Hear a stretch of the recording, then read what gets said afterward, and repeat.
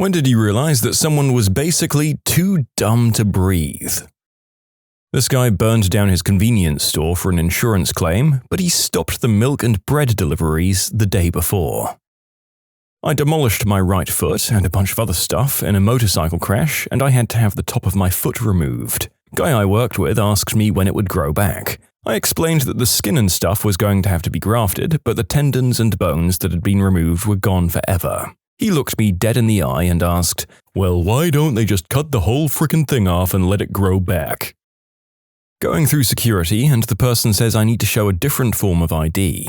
I ask why because I gave them my driver's license. They say I need a US document like a green card or something. I'm a US citizen. And then I realized. I explained how District of Columbia is long for DC, as in Washington, D.C., as in the capital of our country. Oh my god, I can relate. I'm from New Mexico. The number of people who think that we're a foreign country is astounding. Coworker bought a low-flow showerhead. He filled the bathtub using the new low-flow showerhead because he thought it would use less water.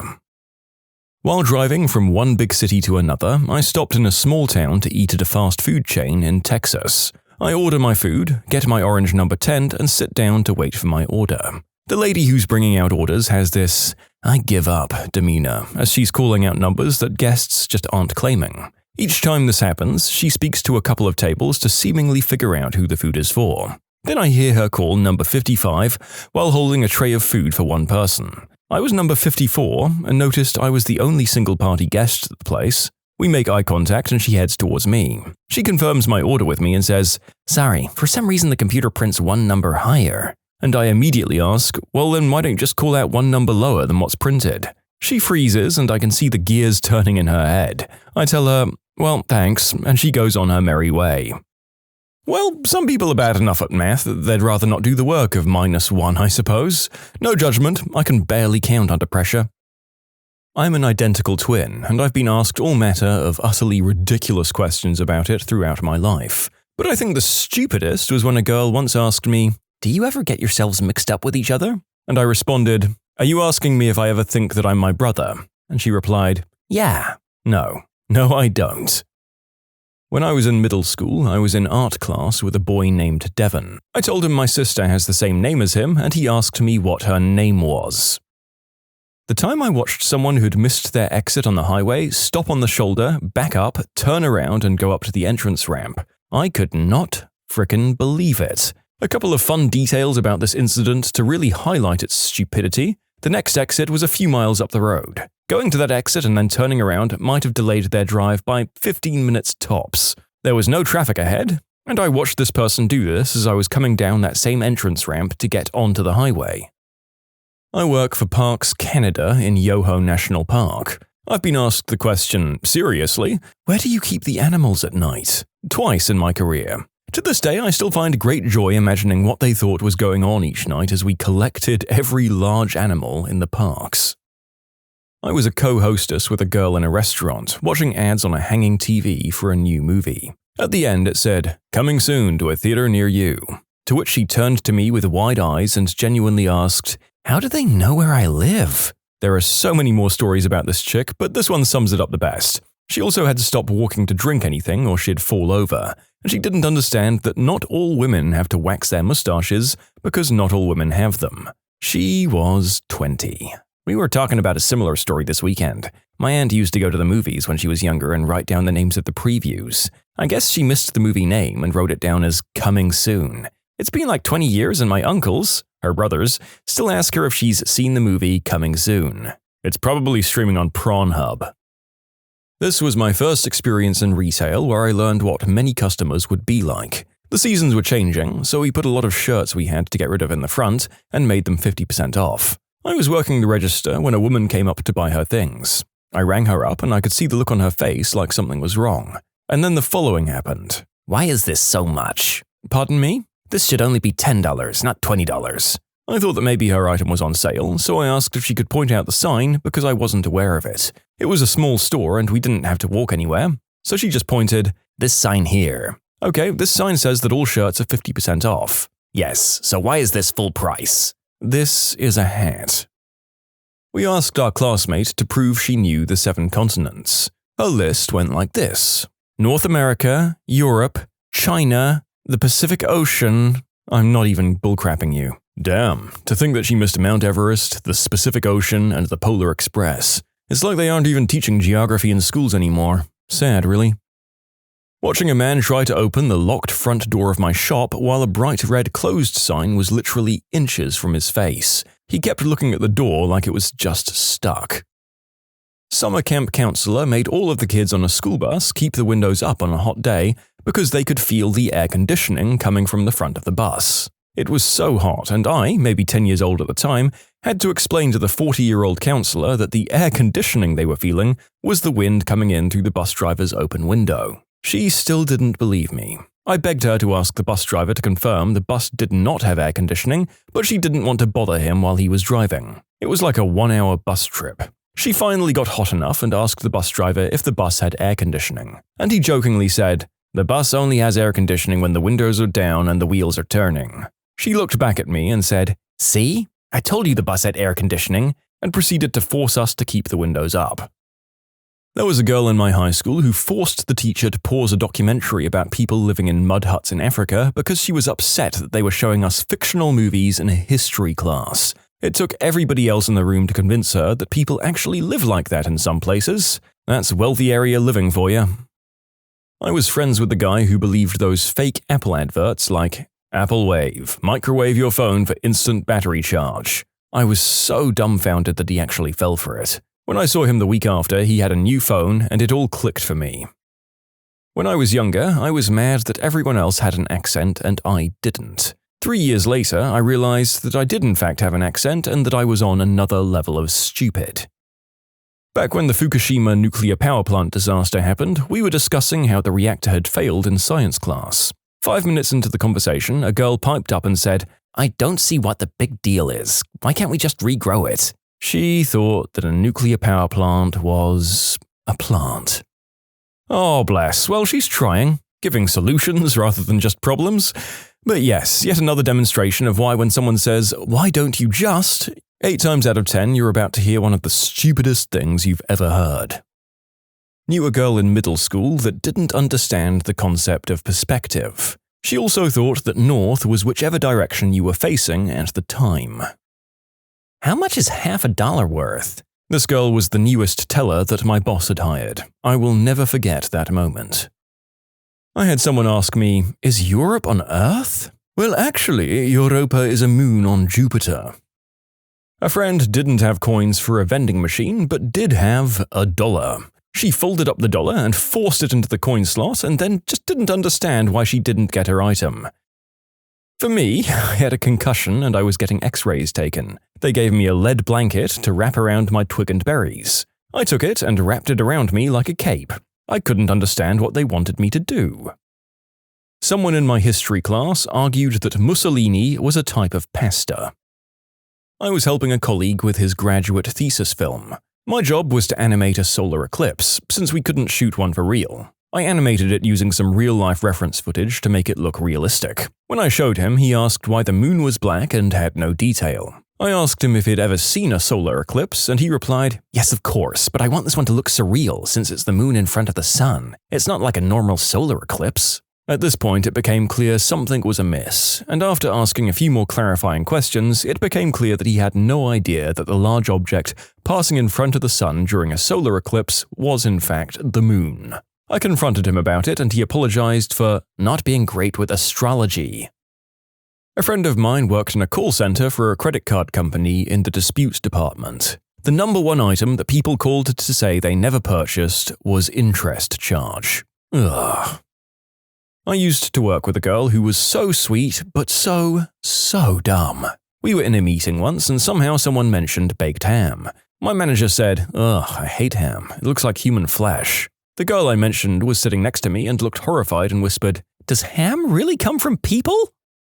A group of late teens sitting outside my building, assuring each other that all the criminal charges would be dropped when they reached 21. DUIs, substance charges, traffic violations, everything.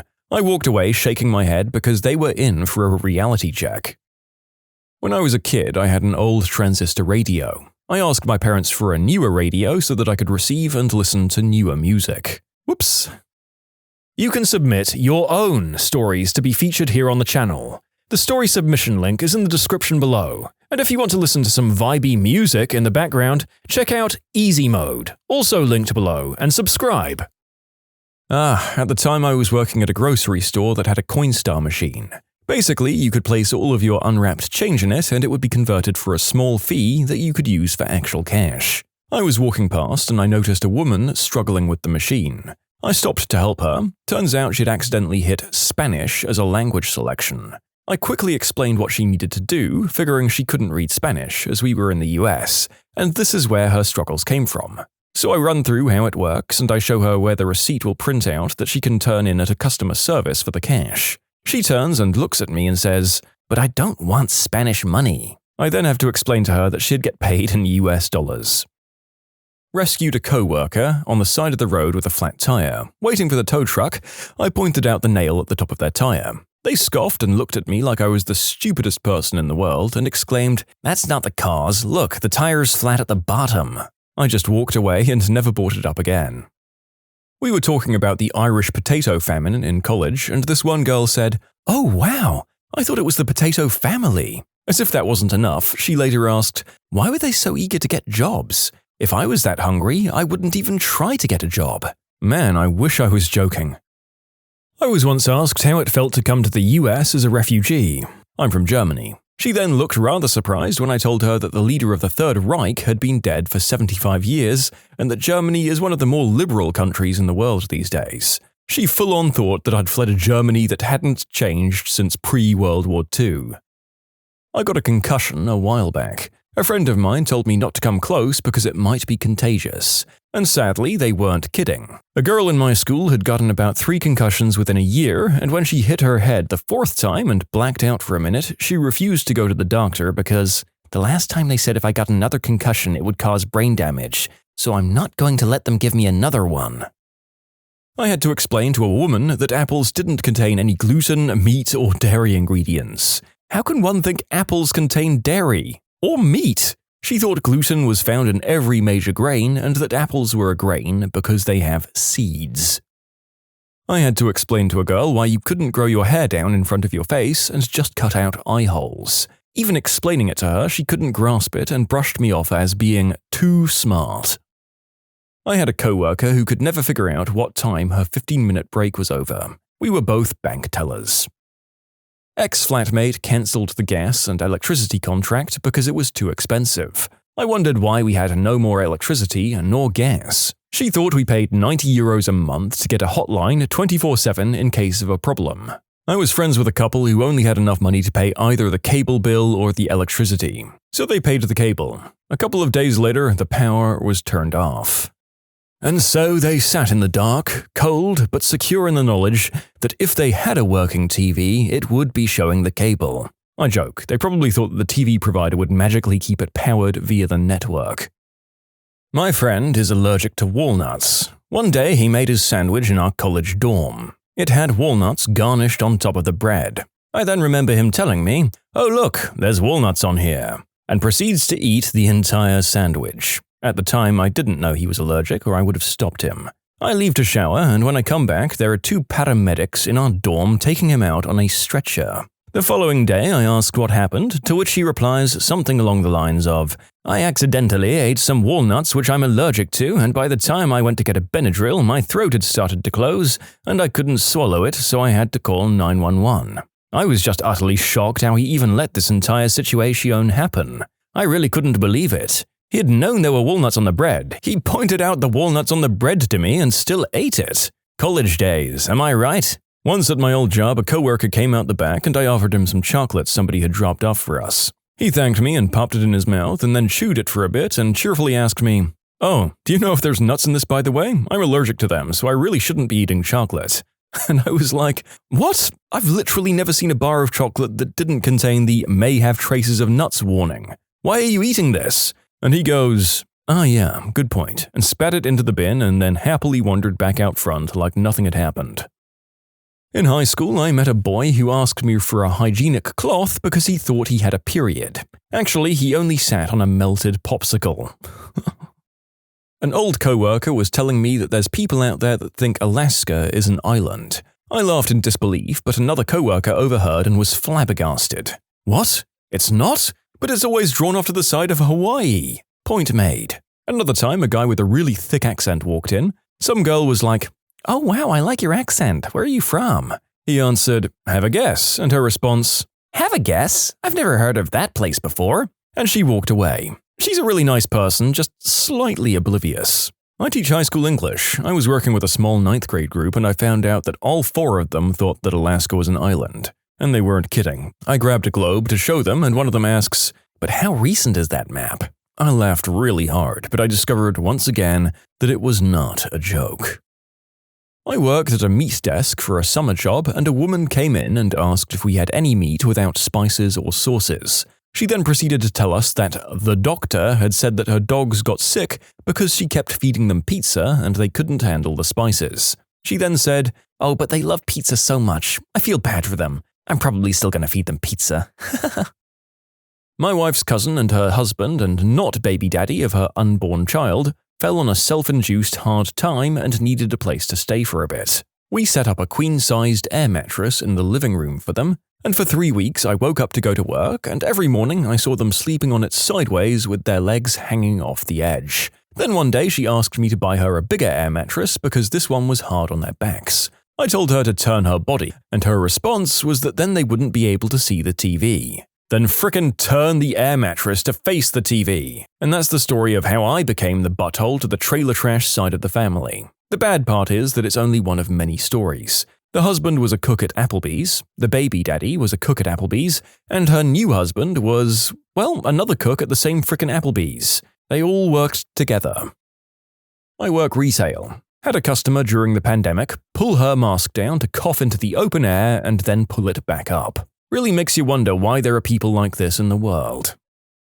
I once forgot to bring my laptop to school, so my mum had to bring it in. My maths teacher was notified and sent me a message telling me to pick up my laptop at the front office, but the only way I could see the message was if I had my laptop with me. My boss asked me to file the spam mail. This man was one of those people who think that they're the smartest person in the room. So, spam folder. Okay. Weird, but okay. I couldn't find any spam mail that wasn't already in the spam folder. The afternoon comes around and he stomps over to my desk and wants to know why the spam isn't in the spam folder as he throws a manila folder on my desk. The folder was labeled spam. He prints spam mail out and files it. And with any sign of skepticism on my face, he'd insist the IT guy told him that's where the spam goes. So he got himself a folder and that was it. I had to get the frick out of that job. I worked at a pet store in college. This customer asked me which food would make his pit bull swole. I suggested a high-protein food with a good amount of exercise, but advised that a lot of it was determined by the dog's genetics. He asked me if we sold genetics. This time a friend told me how much he hates potatoes while eating French fries, and I literally blew his mind by telling him that French fries are potatoes. My friend was taking a selfie. The camera was smudged, so we told him he should clean it. He then turned his phone over and began cleaning the camera on the back, then turned it back over and tried to take a selfie again with the other camera. I once had 2 people come up to me arguing about whether spiders exist. Well, in fairness, only one of those was breathtakingly stupid, or at least ignorant, or they were both trying to play the same prank on each other. In any case, I think anyone who partakes or listens to that conversation long enough would just start dropping IQ points. I once worked in a Midwestern grocery store deli, and I was trying to explain to a woman that the name brand and generic brand of the macaroni salad that we carried were in fact identical. The woman yelled at me saying she could only have the generic brand because one's made with mayo and the other's made with mayonnaise, and I don't like mayo. When I tried to explain that mayo is an abbreviation of mayonnaise, she just said, "I'm from the South, I know my food sugar," and tutted away. I met a guy who got hit by a train. Not that bad, but a year later he wanted to show his daughter where and how he got hit by a train, and he got hit again. I locked my purse with my keys and a cell phone in my apartment.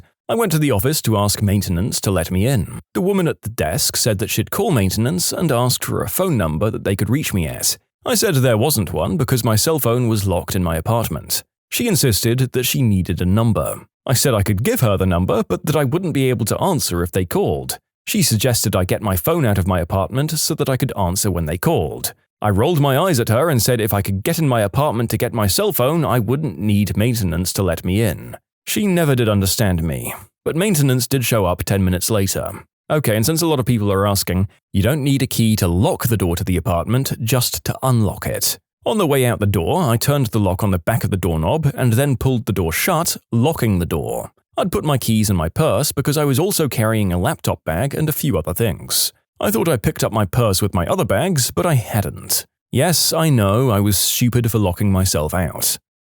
What does your job ask you to hide from the customers?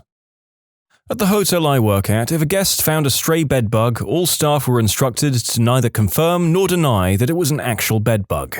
Word games were not fun. I experienced that firsthand. Went to a convention that was infested with cockroaches. Collected a few in a cup, went to the front desk to complain. They reassured me that what I saw was just harmless water bugs and there were no roaches anywhere in the hotel. None. Zero. Nada. Had to ask them if they'd be fine with me releasing these harmless bugs in the lobby, and the moment I said that, they froze and realized that there was nothing they could say or do. My last job was a white-labeled help desk. You had to hide the fact that your company existed at all from the customer. You had to pretend that you were from whatever company the customer was using for their IT. I worked for a monitoring center, and that's really what we did as well. Instead of saying this is avant-garde, we had to use the name of the company. We monitored for medical buttons like I've fallen and I can't get up, Alert 1, Response Link, Life Protect, EMC security companies, etc.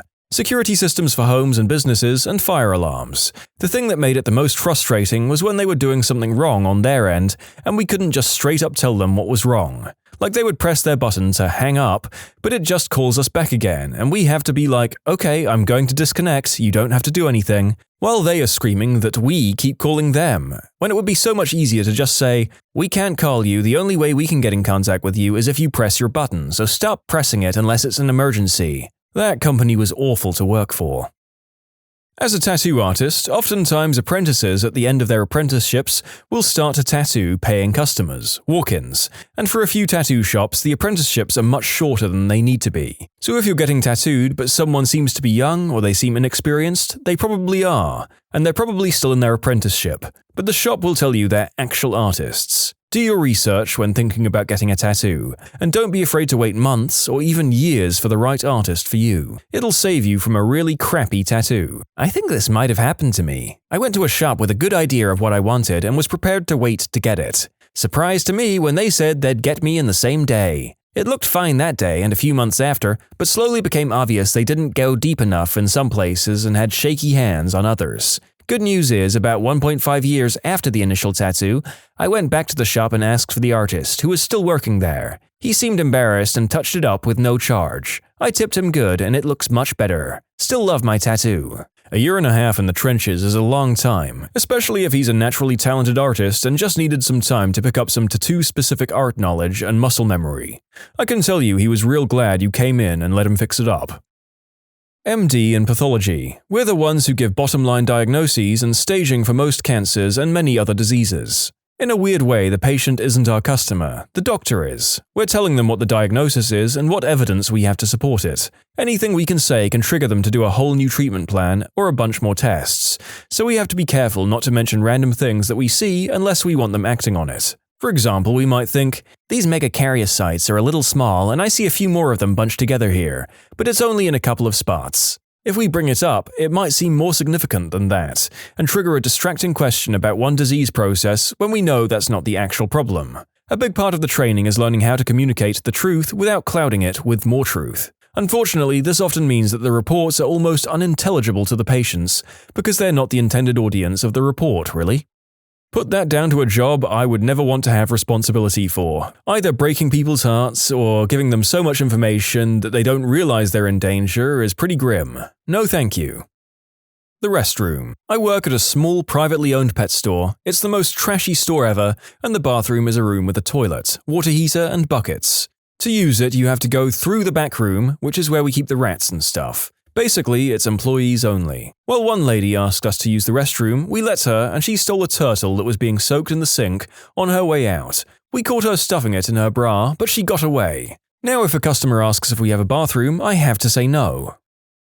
You'd be amazed at how good construction workers become at hiding flaws. It's nearly a part of the job description and a large part of why so many construction efforts is put towards cosmetics, beyond the fact that most people just don't want to be looking at a bunch of rough-in work that's functionally the same but aesthetically atrocious. I concur. I was a finisher for some years, painting, staining, so in other words making your brand new piece of crap house that you paid way too much for look nice. Amazing how many homeowners get duped or just plainly have no idea what they're doing or agreeing to.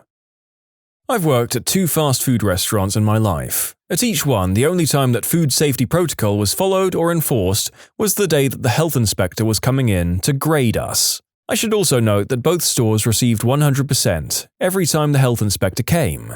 Obviously, every restaurant is different, it all comes down to management. The stores I worked at were all about getting food out the door as fast as possible, with the smallest number of people working as possible. That leads to cutting corners. Not all restaurants, even fast food, are like that though. My point in posting was that even though they appear clean or have a high score posted on their health inspection, that doesn't mean they're following all of the guidelines set in place for them. How many people are supposedly working on this really important project? Spoilers, it's just me. Client, can we add X? Me? No. Can we have a discussion on this with the whole team? You just did.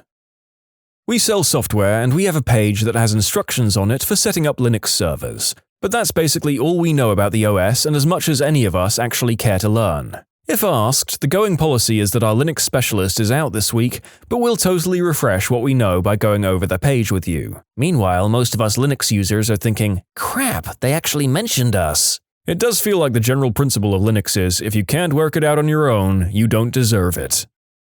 I recently just started working at a fairly fancy resort and we just finished renovating a floor of the hotel and a lot of the new furniture had Argentine cowhide as the leather for it. We were instructed to tell guests that it was a fake synthetic material just in case. I work at a deli and bakery currently. All of our food is from frozen and they want me to call it fresh, baked in store every day. Dude, it was frozen for 3 months, thawed for an hour and then cooked. It's no better than anything else you get from the freezer section, and in many cases, the freezer section is higher quality stuff. At BK, the food is frozen and gets warmed up in an automatic grill, and we're told to tell the customer that the meat is always fresh and there. The last time I ate at Burger King was about 4 to 5 years ago in a food court. I ordered a cheeseburger and watched as an employee literally pulled a burger out of a drawer and shoved it in the microwave. I don't know why, but I couldn't stop laughing to myself.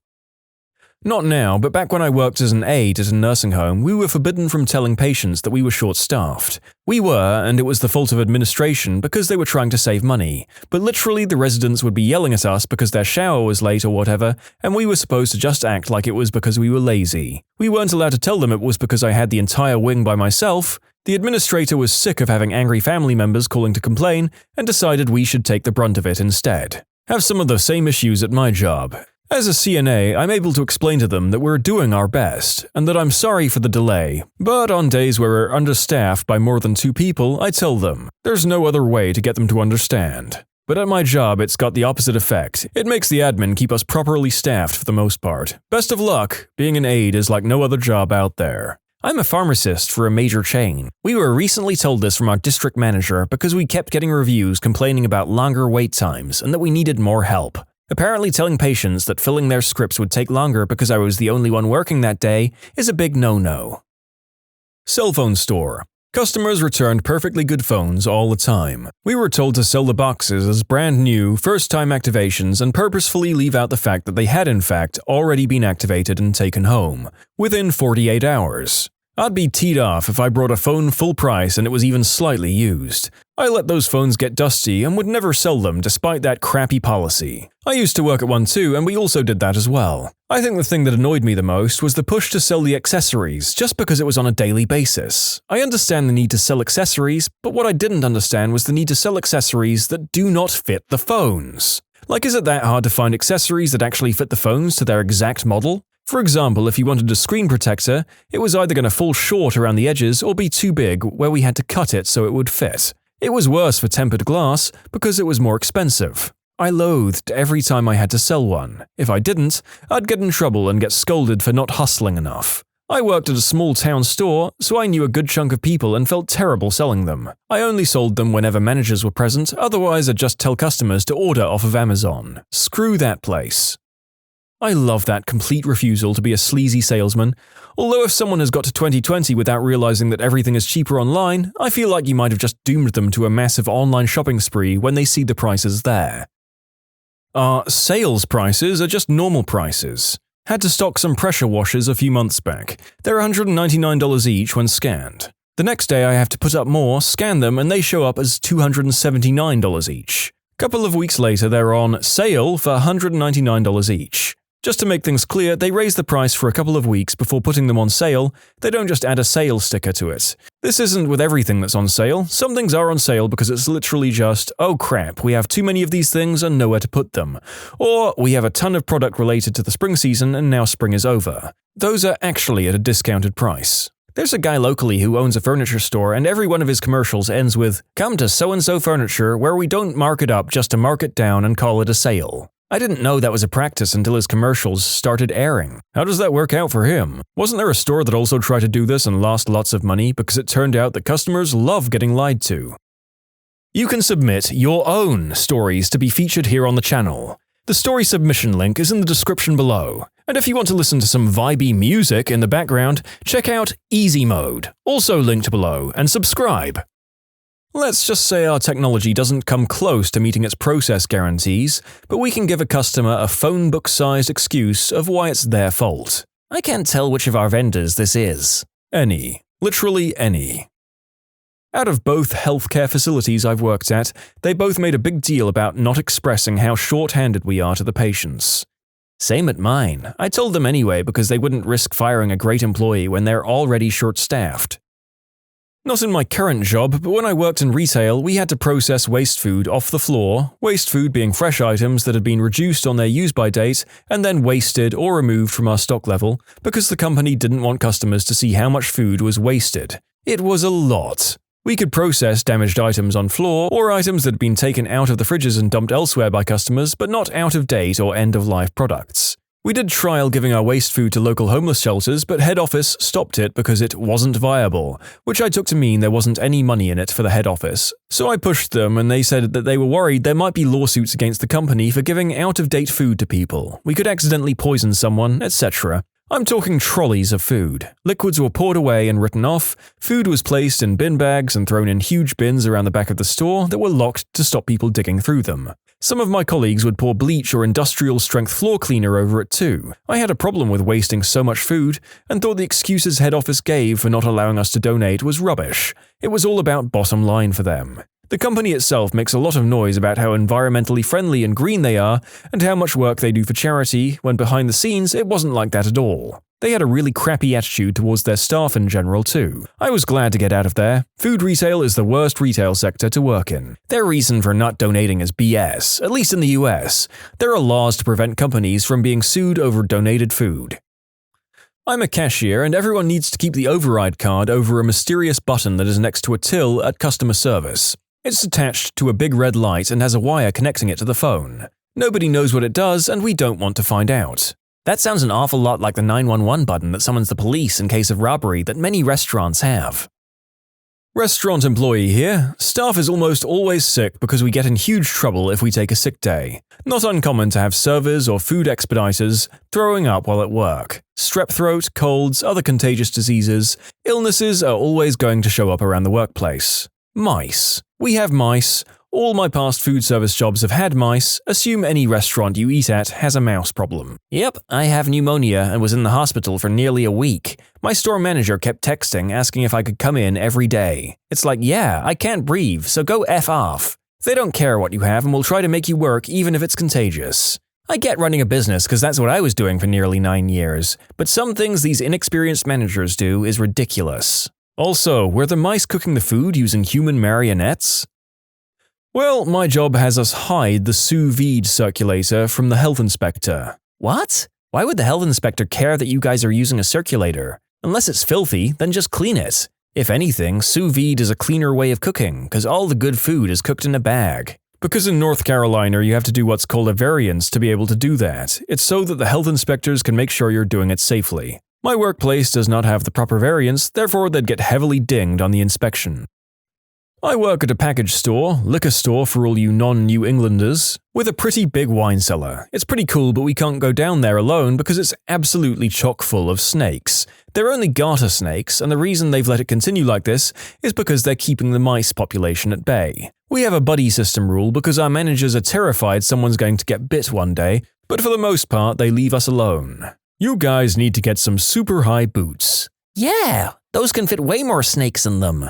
Garter snakes are babies, and I've only met aggressive ones in captivity because of the dumb owner. I've yet to meet an aggressive one in the wild. I remember driving to my dog park, which is located on a mountain. I saw a huge one curled up, sunning itself on the road. I literally just picked him up and put him on a boulder and the sun, and he was looking at me like, "What the frick, dude? I was comfortable there." But other than that, he was still chilling on the boulder when I drove back down. Keeping snakes because they keep the mice at bay brings to mind the Simpsons ecosystem of using killer gorillas to kill the mongooses, to kill the bird-eating lizards, to kill the pigeons. God, try saying what I just said 5 times back to back. If there's an issue with medication, too many pills, not enough, wrong, we're not allowed to tell them. We just have to leave the room with the meds and call our bosses to fix it. It's pretty easy for them to figure out what's been going on as it's kind of obvious, but we're not actually allowed to say that an error has been made. We're not allowed to be seen sitting. I'm a theatre usher. I had a job as a busser and we were never given breaks. Had a shift that averaged 6 hours and we're not allowed to be seen talking to servers casually. Sitting, and at the tail end of when I worked there, we weren't even allowed to sit in the back. We had up to 10-hour shifts where we had to stand without breaks and look busy. I never realized how much I hated that place until a few days after I quit. Work in security. Any and every unique location to commit a crime you'll get away with. The first time anyway.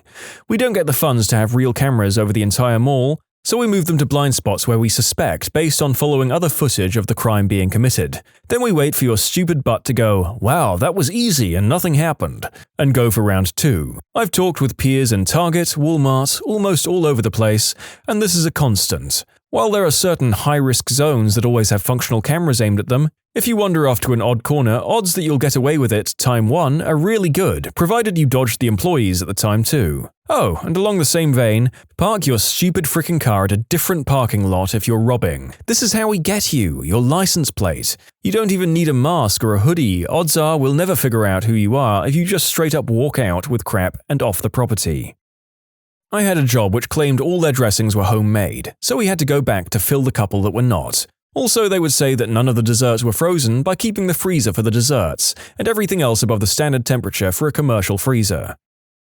Everything. Where do I even start? Really, the only thing I'm allowed to tell the customers is this spiel about the place and where the restroom is. I really wish I could help people more than I can, but management actually trained me to actively hide things from people. Literally, I'm supposed to make the customers' lives harder. If I don't do it to management's approval, they go and hide even more things. Then again, I work in an escape room. They had us in the first half, not gonna lie. Current job I'm at told me to lie about the failed maintenance and the budget cuts in my job. At my old job at Walmart, they told me to lie about the malfunctioning fridges and cooled produce that would sit out for 8+ hours before being put into the coolers. When I worked at McDonald's back when I was at high school, there was a time I accidentally filled up a medium soda cup instead of a small for a drive-thru order. I was about to dump it when my manager takes the medium cup from my hand and poured it into a small cup, and it fit perfectly. The small and medium cups are the same volume, just different shapes. They do that at Applebee's too. If you buy a large beer, you're buying a small in a longer glass. My friends asked why I only ordered the small, and when I showed my friends, the waitstaff had a hard time explaining why they were spending more on what I was getting for half the price. Well, this is kind of weird. So my family owned a small bodega, and across from us was another bodega. We had this ripped-up blue chair where the counter was, so my grandma, mum, or me, and my brother could sit in between bagging stuff. Every time this old man, middle-aged man or his wife came in, my mum would slowly lower the chair to the ground so they couldn't see. I was a kid and thought it was a game, so I would help. Didn't realize it was weird until I became a teenager. I asked my mum why, and she was reluctant to tell me that they stole the chair from that old man's bodega from when they fired her before I was born. I find it hilarious. In case you're wondering, the old man, middle-aged man and his wife, the old man's son and daughter-in-law, weren't that petty and came in to buy stuff they didn't have at their store. They were also friends with my grandpa. Your fancy catered event? That's tap water. Bonus if your event is done by a company based in a university because your food is probably the same food that is being served in the cafeteria.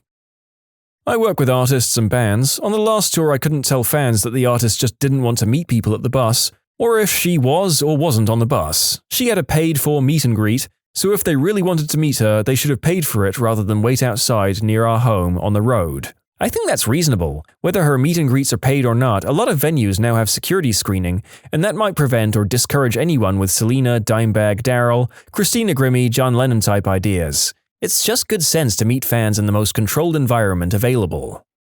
Reddit, what's the craziest freaking thing you have ever witnessed in real life with your own two eyes? When I was a teenager, I remember being in Indianapolis waiting on a stoplight to turn green when multiple police cars went flying by with their lights on and sirens screaming. They blocked the road off right in front of me with their cruisers, and a few officers jumped out. One officer ran behind a car that was stopped in the mall entrance drive, and once he was behind the vehicle, it immediately reversed and tried to run over the cop. The driver bailed and started to run before turning around and whipping out a gun, at which point the police shot him multiple times right then and there, and he dropped to the ground like a sack of potatoes. Most incredible thing I have ever witnessed in my life, even to this day. What's your story? At a clothing option beach a few years ago, I saw a woman roll onto the beach in a human-sized hamster ball. She took off her shirt and I thought, that woman has remarkably large breast implants. She then took off her pants and I thought, that woman has a remarkably large woohoo! She continued to roll the ball around the beach for about 20 minutes while another woman filmed her before rolling back off the beach. I knew, at that moment, that I would never see anything stranger in my entire life. I still feared that I am in the background of some sort of trans hamster ball fetish adult film. Diving at about 80 feet in Molokini Crater off Maui, I was looking at a reef when felt something smack my tank from behind. I looked up and my dive buddy's eyes were like saucers. The bump was from one of 3 bottlenose dolphins. They circled around us for a few minutes, then darted away. We were just awestruck in 80 feet of water with 30 pounds of gear while these amazing animals had a good time around us. Humbling. Just be glad they had a good time by themselves and not with you because, dolphins are scary. Like, worse than sharks scary. Trust me. One of my friends pulled himself up on top of what looked like a raised concrete platform. Turned out to be a vat of cow poop with a crusted layer on top. He got on top of the outside wall, took one step, and fell through and nearly drowned in liquid cow poop. Vomited everywhere, jumped into a nearby river fully clothed to get it off. I have a couple. 1. Downtown Vancouver. In line for a bar at about 11:30 p.m. Homeless guy walks by me, about 20 feet, drops his pants, and takes the wettest poop I've ever seen right on the sidewalk. 2. High school. Hanging out with a friend in his bedroom. He gets into a fight with his dad. Dad barges into room, and my friend simultaneously shuts the door. On his finger. Finger came off. Now that I think about it, I live a pretty sheltered life. Thanks, Western civilization! My weirdest experience was also in Indianapolis. I was sitting at a light in a convertible, and a truck driver pulls up and shouts, "Hey, y'all want some mayonnaise?" And then picks up a huge 64-ounce plus container of mayo and throws it at me. Thankfully, I caught it.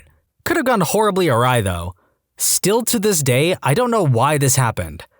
Edit, reoccurring question, not only did I eat the mayo, I was on my way to a cookout, so a lot of people ate it. I saw the 2008 Toronto propane explosion happen from my 19th floor apartment balcony about 5 kilometers away. Seeing the sky go orange and feeling heat hit you like a truck from several kilometers away freaked me out. I wondered if it was a terrorist attack and who Canada could have ticked off. I was on vacation with my family in San Francisco. 2 homeless men got into a shouting match. One yelled, "Chew on this!" Rushed a flock of pigeons, grabbed one in his hands, and hurled it at the other homeless man. The other man caught the pigeon in one hand, he had a trumpet in the other, and yelled back, "Respect all God's creatures!" and tossed it into the air. The pigeon flew away, and the man resumed playing his trumpet. Time for a gross medical story. I worked in the ER for almost 2 years. I was a scribe. This meant I followed around the doctors and took notes for them. Before seeing a patient, we would get a vague idea of why the person was in the ER by reading their chief complaint. We'd also either read the nurse's note or talk with the nurse who checked them in. We were going to see a patient with the chief complaint of, quote, skin rash, generally a pretty benign complaint. As we headed over to the room, we were stopped by the nurse who checked them in. "You're going to need a mask," she said. "What's going on?" the doctor asked. It's difficult to describe. You'll see it when you get in there. But the smell is pretty bad. You should wear a mask." She was silent for a moment. I worked in the ER for 30 years. I've never seen anything like that. We put on some masks and entered the patient's room. The stench was pretty bad, even with the masks on. The patient was an older woman. "What brings you in today?" the physician asked. "Well, I've got something going on under my left breast," the woman stated. "Okay, why don't we take a look at it?" The doctor moved the woman's gown aside to look at her breast. The woman pointed to under the breast. The doctor asked her to lift her breast. This is where the craziest thing I've ever seen comes in. As she lifted the breast, I realized something was not right. She kept lifting it, further than you really should be able to. Instead of normal pink flesh under the breast, I saw a decaying gray mess with a tinge of green and then a rib. And then I realized I was essentially looking into this woman's chest. As she lifted the breast, it was like the hinge opening a door into her insides. Not much was identifiable, but the doctor did point out a huge mass that was essentially coming out from the breast.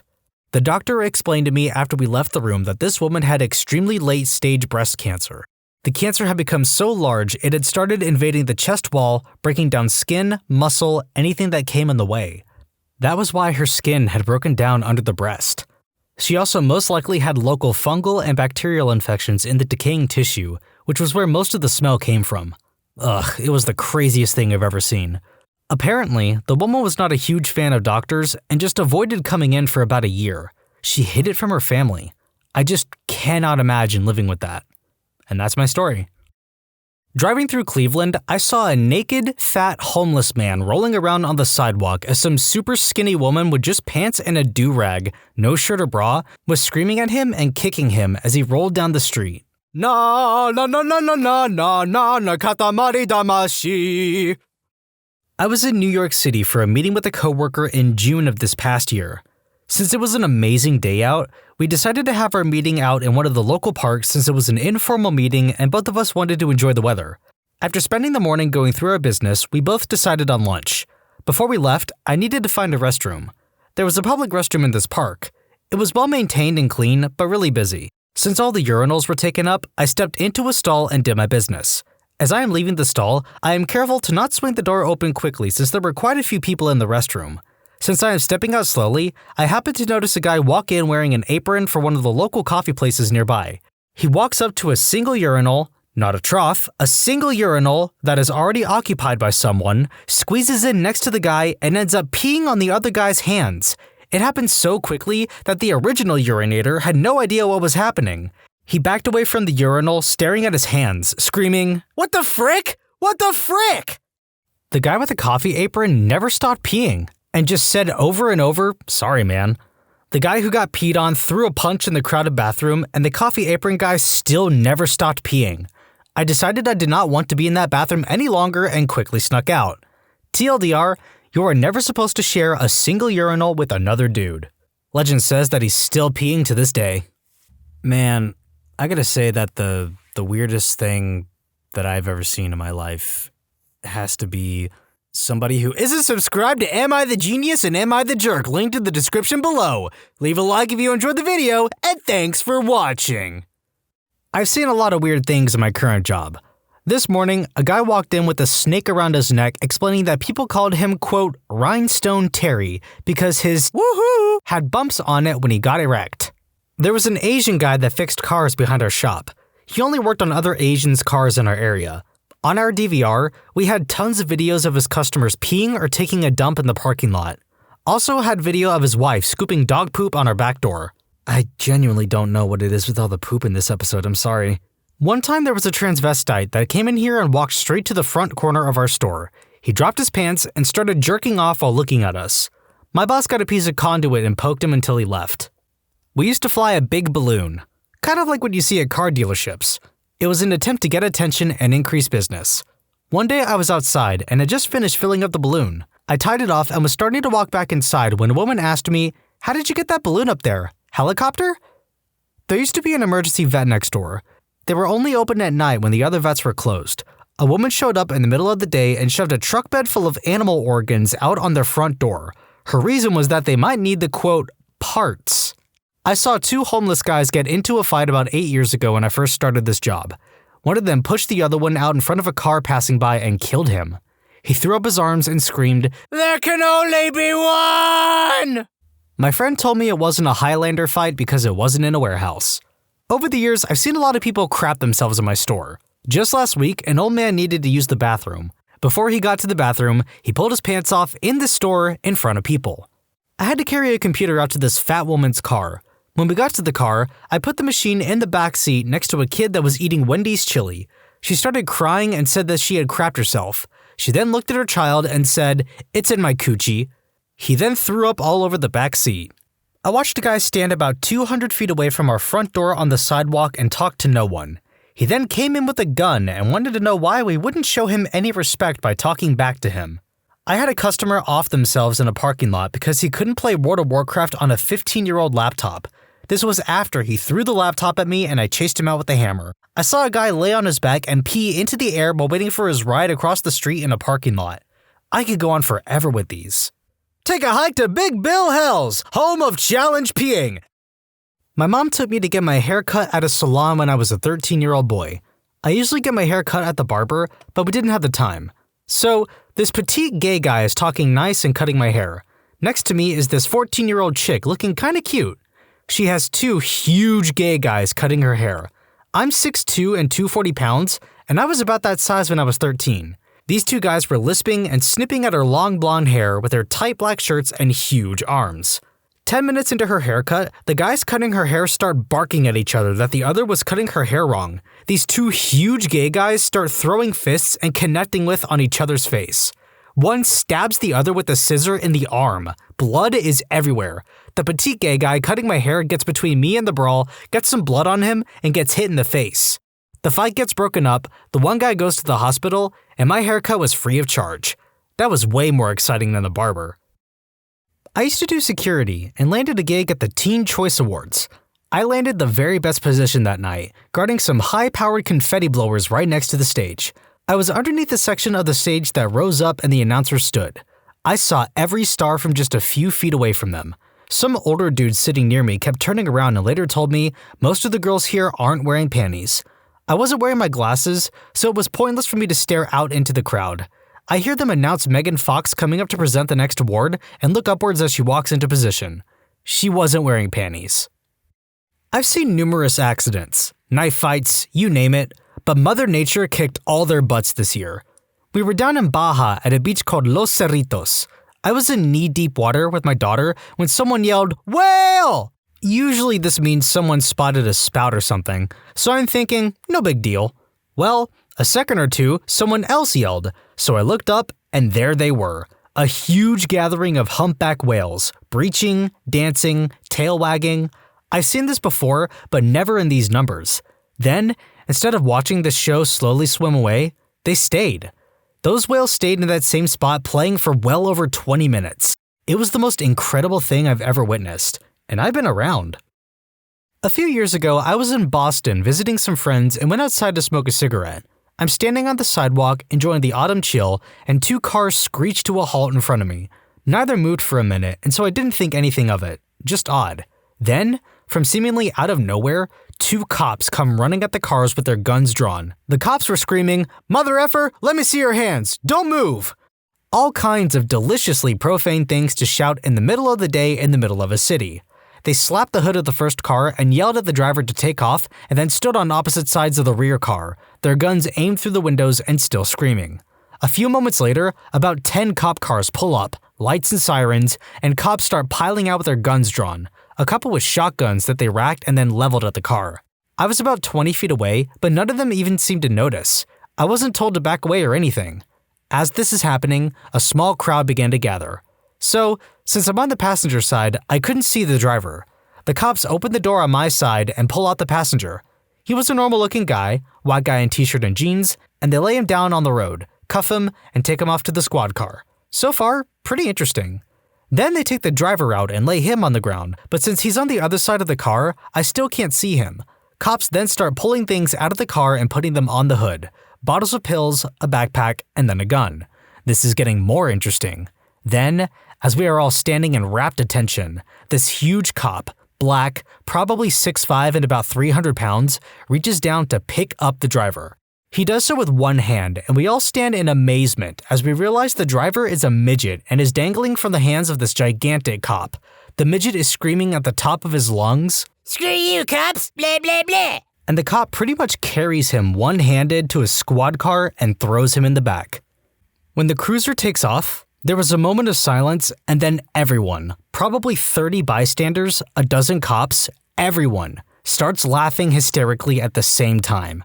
I called every single person I knew, just so that I would not be accused of making it up. It was hands down the funniest thing I have seen. TLDR, I saw a midget get arrested at gunpoint. There was much communal laughter. I live in Philadelphia, and I was walking up Broad Street, one of the main thoroughfares in the city. All of a sudden, I hear sirens, which isn't that unusual, and I see a cop racing down the street, which also isn't that unusual. But then I see a Jeep, oblivious to this cop, start to cross Broad. At about this time, I got the, "oh crap, this is going to end horrendously" face and stopped to watch. Well, the Jeep gets about halfway across the street when the cop, who is doing at least 65 to 70, broadsides the Jeep, goes airborne, and flips end over end twice and then lands upside down. While the cop is flipping over, the Jeep is doing a barrel roll, also airborne, but underneath the cop, and this is where it reaches the point of peak insanity. After the cop lands, the Jeep lands on top of the cop, and it's like one giant pile of twisted metal, broken glass, and shredded rubber. A few seconds later, all of the other cops, who were racing to the same crime scene as the first, come barreling down Broad. They all screech to a halt, jump out of their cars with their guns drawn as if the driver of the Jeep was some mastermind terrorist bent on murdering the Philadelphia police force. OSU Michigan football game in Columbus, 2005 or 2006. I forget. After the Bucks won, I stepped onto the porch with a few friends to have a smoke. As soon as I get outside, it smells like smoke. Sure enough, there was a 7-foot-high stack of porch furniture on fire right in front of the house I was at in the middle of the road.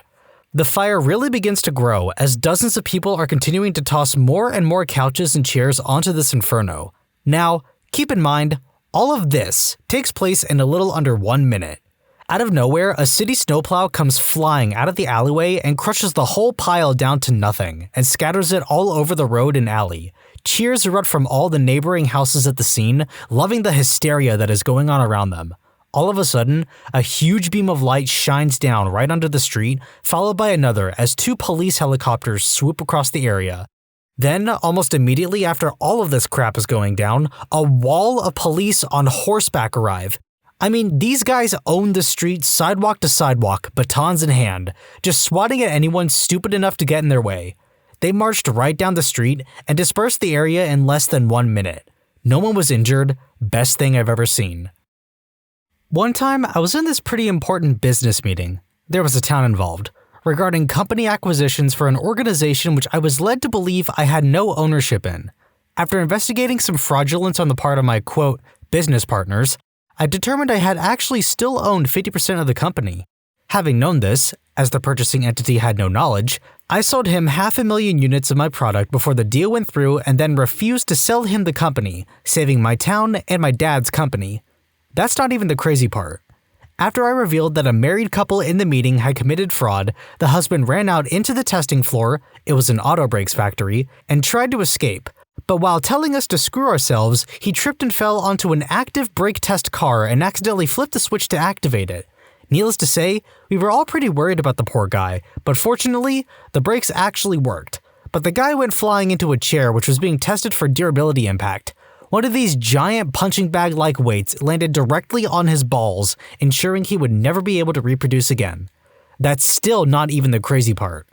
The craziest part is that the wife of the guy who committed fraud decided to shack up with the owner of the original purchasing company immediately as they left the meeting room, and no one even thought to arrest her or anything.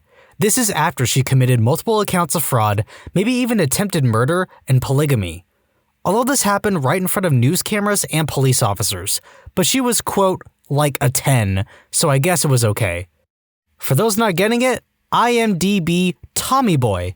And I've been reading a movie reference this whole time. Okay, never mind then.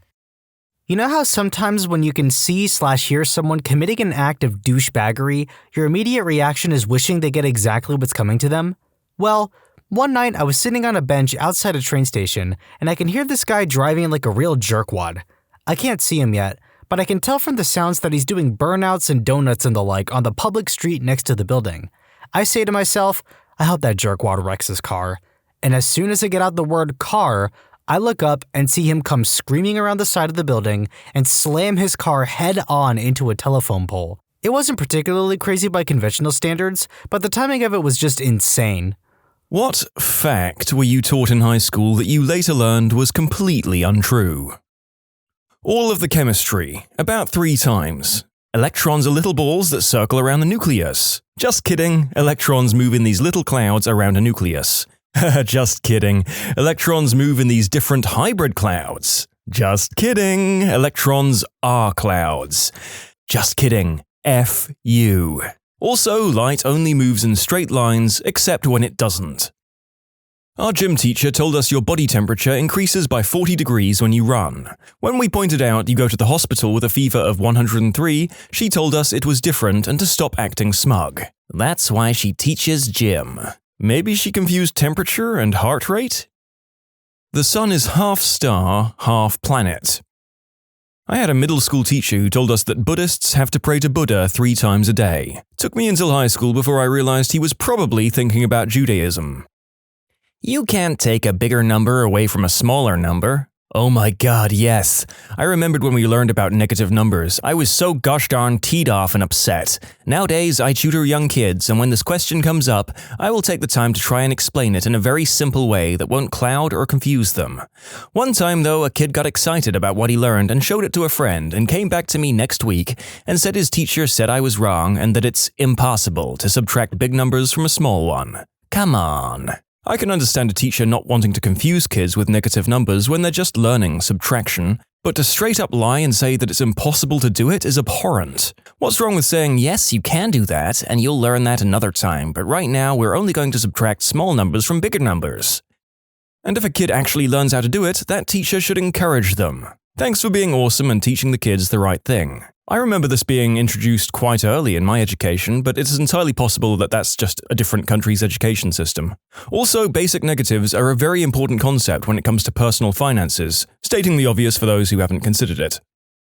In Of Mice and Men, Curly wore a leather glove filled with Vaseline. Our teacher told us it was so he could beat his wife with a softer hand. She was too embarrassed to tell us it was for getting busy. Am I the only one who finds it sad that beating his wife is more socially appropriate answer than doing the deed with his wife? That's America for you. There's even a joke about it. How do you allow an undressed woman to appear in an American movie with just a PG rating? Put a lot of bullets through her. There was a scene in Hannibal, a very violent and gory TV show, where a man and a woman's skin is peeled off their backs and raised to look like wings. The two were au naturel in this scene, shown from behind and waist up, but the network had an issue with the fact that the man's butt crack was ever so slightly visible. The show's solution? Give him a line of blood dripping down his back to make his crack less visible. I'm not even joking. Benjamin Franklin discovering electricity by flying a kite with a key on it. No, he didn't discover it, he invented it. The phenomenon of electrons moving around never happened until he flew that kite. Just like fire never existed before the cavemen, right? Adults kept telling me that people would offer me free substances. You want some dip? No thanks, I don't do dip. Good, don't start. An actual conversation I had. In 7th grade health class, we were learning about pancreatic cancer and the disease's other variants in other parts of the body. My teacher explained to the class that it can be only located on or in major organs. A few seconds after he said that, I raised my hand and said, "My grandpa had surgery to get it removed in his knee. A knee isn't a major organ, is it?" And this teacher thought about it for a minute and realized he was completely wrong and just responded with saying, "I'm not sure, let's move on." Oh crap, the knee is a major organ. We're screwed! Well, to be fair, I'm sure he didn't have it in his knee, but maybe bone cancer in his knee, or something like that. I obviously don't know all the different types, but I'm pretty sure it's always on an organ, major or not. Many of you have been trying to correct me that bones are not organs, but apparently blood is not an organ. So if you absolutely need to find a way to correct the statement I said I was pretty sure about, you can cite leukemia. Cracking your knuckles will give you arthritis. I was doing it regardless of that myth. It's not like I didn't believe it, but sometimes you just have to crack your damn knuckles because your hand has a cramp or something. Very relieved to find out it was a myth. Men and women have a different number of ribs. Also some stuff about the Antichrist, but I didn't believe that. That everyone believed the world was flat until Columbus proved them wrong. Additionally, that Columbus went to his grave not knowing that he hadn't landed in the West Indies. If I recall correctly, there's a diary entry written by him acknowledging that what he had landed in was a new continent. I'm literally 100% sure that some Greek dude proved it was round by sticking a stick in the ground and measuring some angles and shadow lengths. Also, Magellan was yelling that the world was like a melon years before Columbus sailed. Was taught about Magellan's yelling in history class in middle school. Apparently Magellan wasn't old enough to do any reasonable yelling when Columbus went sailing. So add that to the list of things taught wrong. Apparently the Greek dude already knew the world was round and was trying to figure out the size of it. Add that to the list. The entire rhyme, which I've now learned is incorrect, was taught to me in middle school. It goes, Columbus sailed the ocean blue in 1492, while Magellan was still yellin' that the world was like a melon.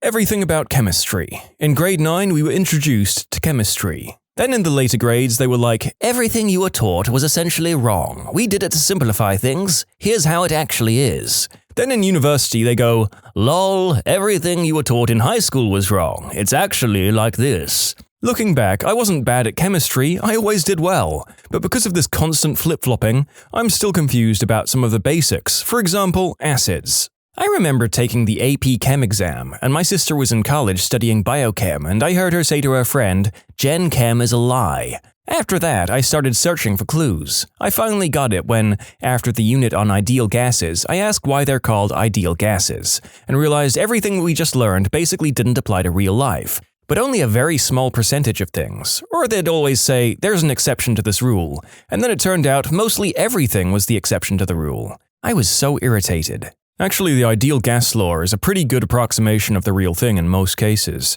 You'd be surprised. It isn't wrong, it's just not 100% accurate. However, it is a useful tool for thinking about how gases really do behave, so it's not a waste of time to learn it at all. Basically, it's as though you first learned that pi is equal to 3. And then in high school learned, actually it's 3.14, then in college learned, really it's closer to 3.14159. Were any of those things actually wrong? Not really. None of those things are totally correct either. But then why would you bother memorizing 500,000 digits of pi? What would that get you, really? I was today years old when I was hit with the knowledge that ideal gases are an approximation of a pure gas instead of how most of it is found. I guess you learn something every week with this job. That you have to round up all the numbers after the decimal point. Example 1.07883666272, round the 0 to a 1, the 7 to an 8, 8 to a 9, etc. That people in slavery were paid, just not very much, and they were given a choice between a penny and a dime, but chose the penny because it was bigger, as if that was somehow less racist. What the frick? It's illegal to sell yo-yos at yard sales. You only use 10% of your brain. Fricking liars. That the ancient Romans had places called vomitoriums where they would go and gorge themselves on food, then spew to make room for more. Gross, right? Kind of like that one scene in Catching Fire. Vomitoriums were actually a sort of hallway designed for spectators to exit the Colosseum and other arenas as efficiently as possible. I never knew that. They did show us pictures of big rooms with a lot of holes around the walls. Turns out those were public toilets. I simply assumed the vomit room looked slightly different, but they printed the wrong picture. Also, so many erroneous pictures in school books. So many. As a Latin teacher, I constantly have to correct students, teachers, and parents about what a vomitorium is. The most common response I hear is, "But it's in the Hunger Games books." Yeah, those are about a fictional society. That there wasn't any air combat during World War I because the planes were only used for scouting. What about the Red Baron? Didn't a lot of planes back then essentially try to kill each other with handheld pistols fired from the cockpit? In the earliest days, yes. It gets a lot more sophisticated pretty fast, especially with the development of synchronization devices that allowed automatic weapons to fire through propellers. As a teacher, I have a few rules for myself to avoid becoming one of these teachers. 1. Always admit you are wrong about something when you are.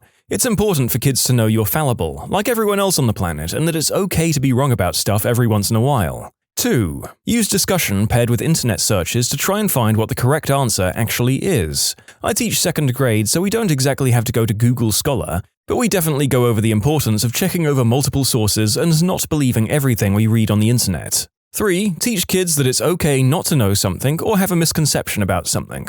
The pursuit of truth is infinitely more important than knowing something outright. Although it's not embedded in our curriculum, I take time every day to explicitly teach critical thinking skills. I actively do this too. Thanks for letting me know that there are teachers who know how to be wrong and how to fact-check and be open to multiple interpretations.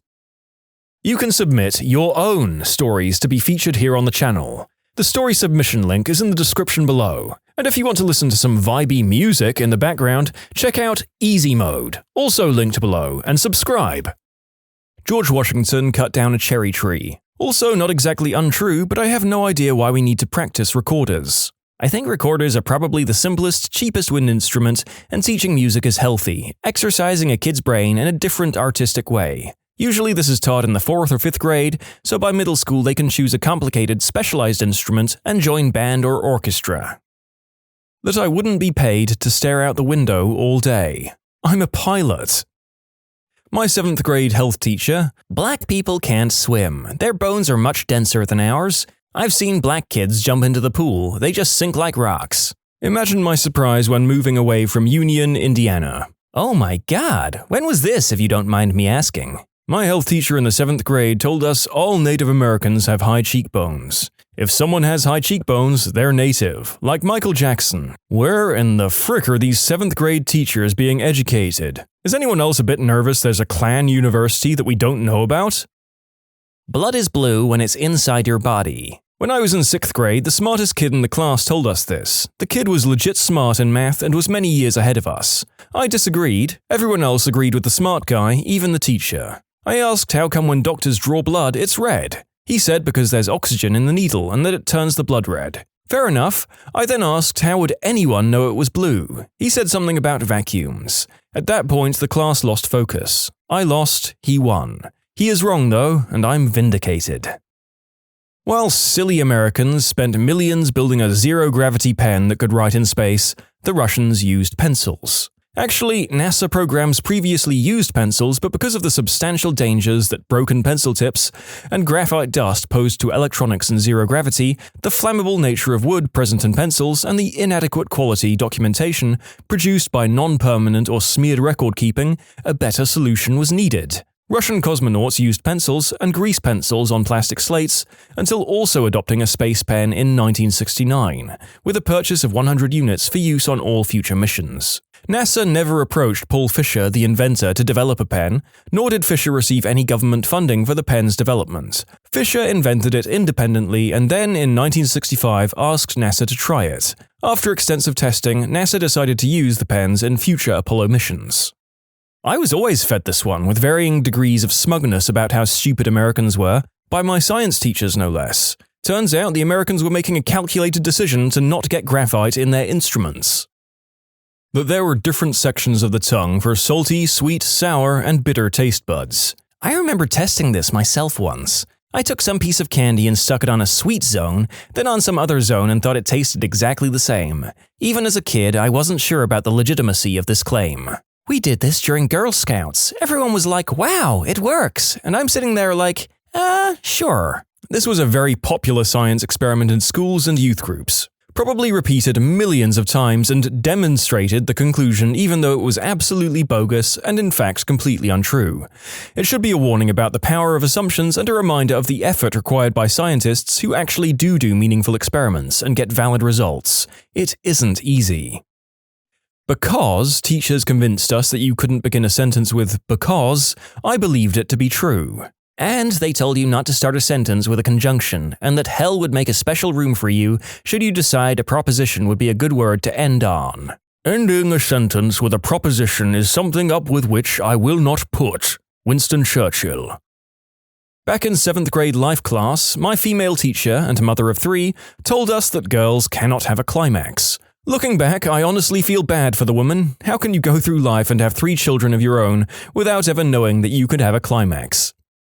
1. Future employers will see how many detentions you've had during school. 2. There are 52 states in the USA. This was a mistake in a textbook, so this was taught to a whole generation of Austrians, probably also Germans. 3. In a geography class, a student asked why the north of Ireland was a part of the UK. The professor replied, "Because Ireland gave it to the British." Coming from a very patriotic Irish family, this was a shock to say the least. 4. High school students told me how professors in college and university don't help you with anything and you're completely on your own. After explaining difficulty I had with one of my papers to my professor, he gave me the names of about 5 to 6 authors he knows who write on the subject and essentially gave me half my research. Another time, a professor actually loaned me a copy of the book the library was out of, so I could photocopy a chapter I needed for my final paper. Most of my professors would answer questions over email or after class too. In most cases, professors help more than high school teachers.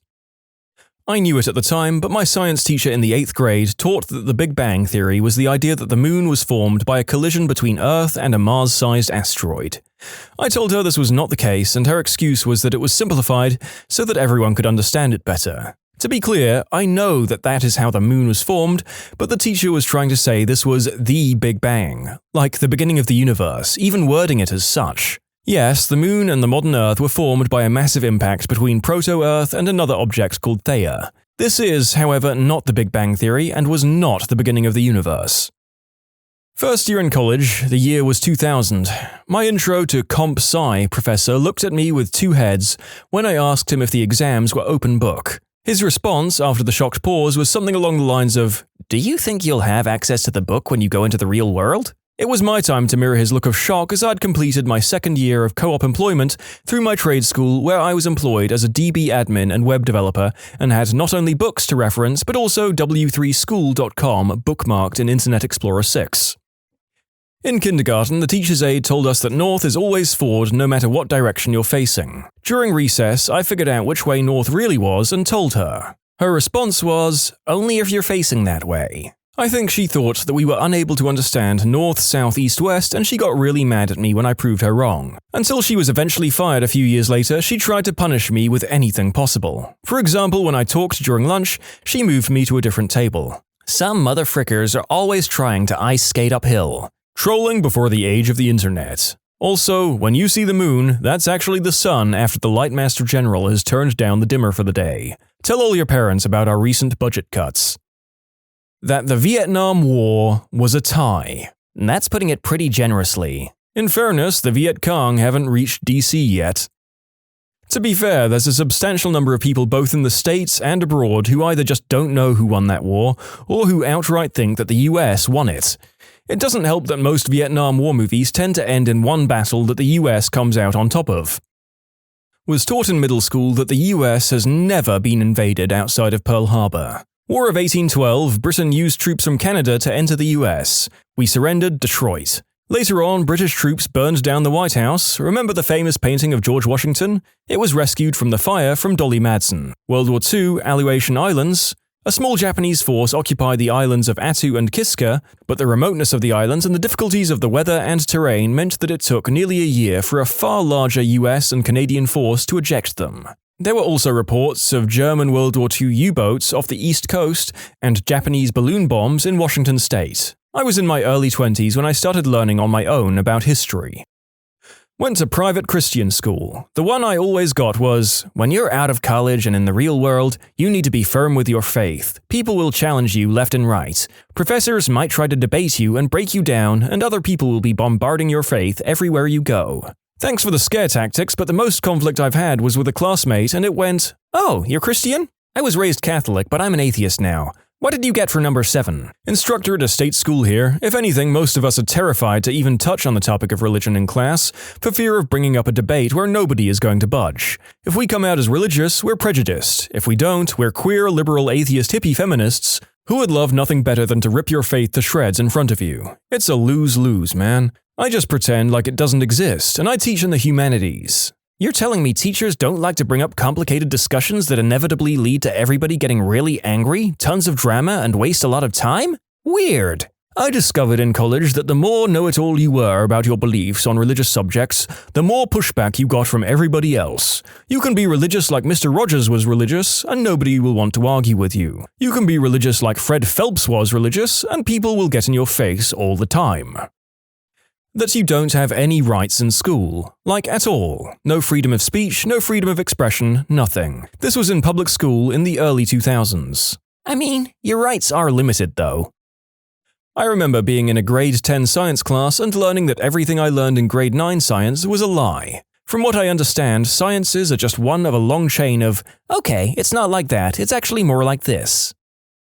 Wikipedia is a terrible resource that's often inaccurate because literally anyone can instantly change literally any article. Wikipedia checks every edit within 24 hours if I recall correctly, and they definitely screen new users somehow. I tried editing a small backwater page once for craps and giggles, and my edit never happened. More importantly, Wikipedia has stood up to every instance of cross-referencing that I've done, and I've written a decent number of research papers. Whenever I was told I couldn't use Wikipedia as a resource, I'd do it anyway, but I would click the links that Wikipedia cited, make sure the info was there in a way I could reasonably comprehend, and would cite that instead. I'm a master's student, and I do that too. Previous PhD student here, I used Wikipedia when writing my thesis. I had a psychology class in high school where we did the whole unit on dream interpretation, Jungian symbols and the metaphor of different events. Get to college and one psychology degree later, I've been told about 15 times that Jung was too high to find his toes and is barely more credible than Freud. Dream interpretation is basically useless. Art teachers of Reddit, what's your draw anything you want story? Not my story, but seems to fit here. When I was in school to certify to become a teacher, we had a former principal as a professor for one of our courses who was trying to illustrate how difficult it could be to manage parent complaints and how to approach those situations with administration. His example was how he had been called into a conference once with an angry mom and the elementary school art teacher.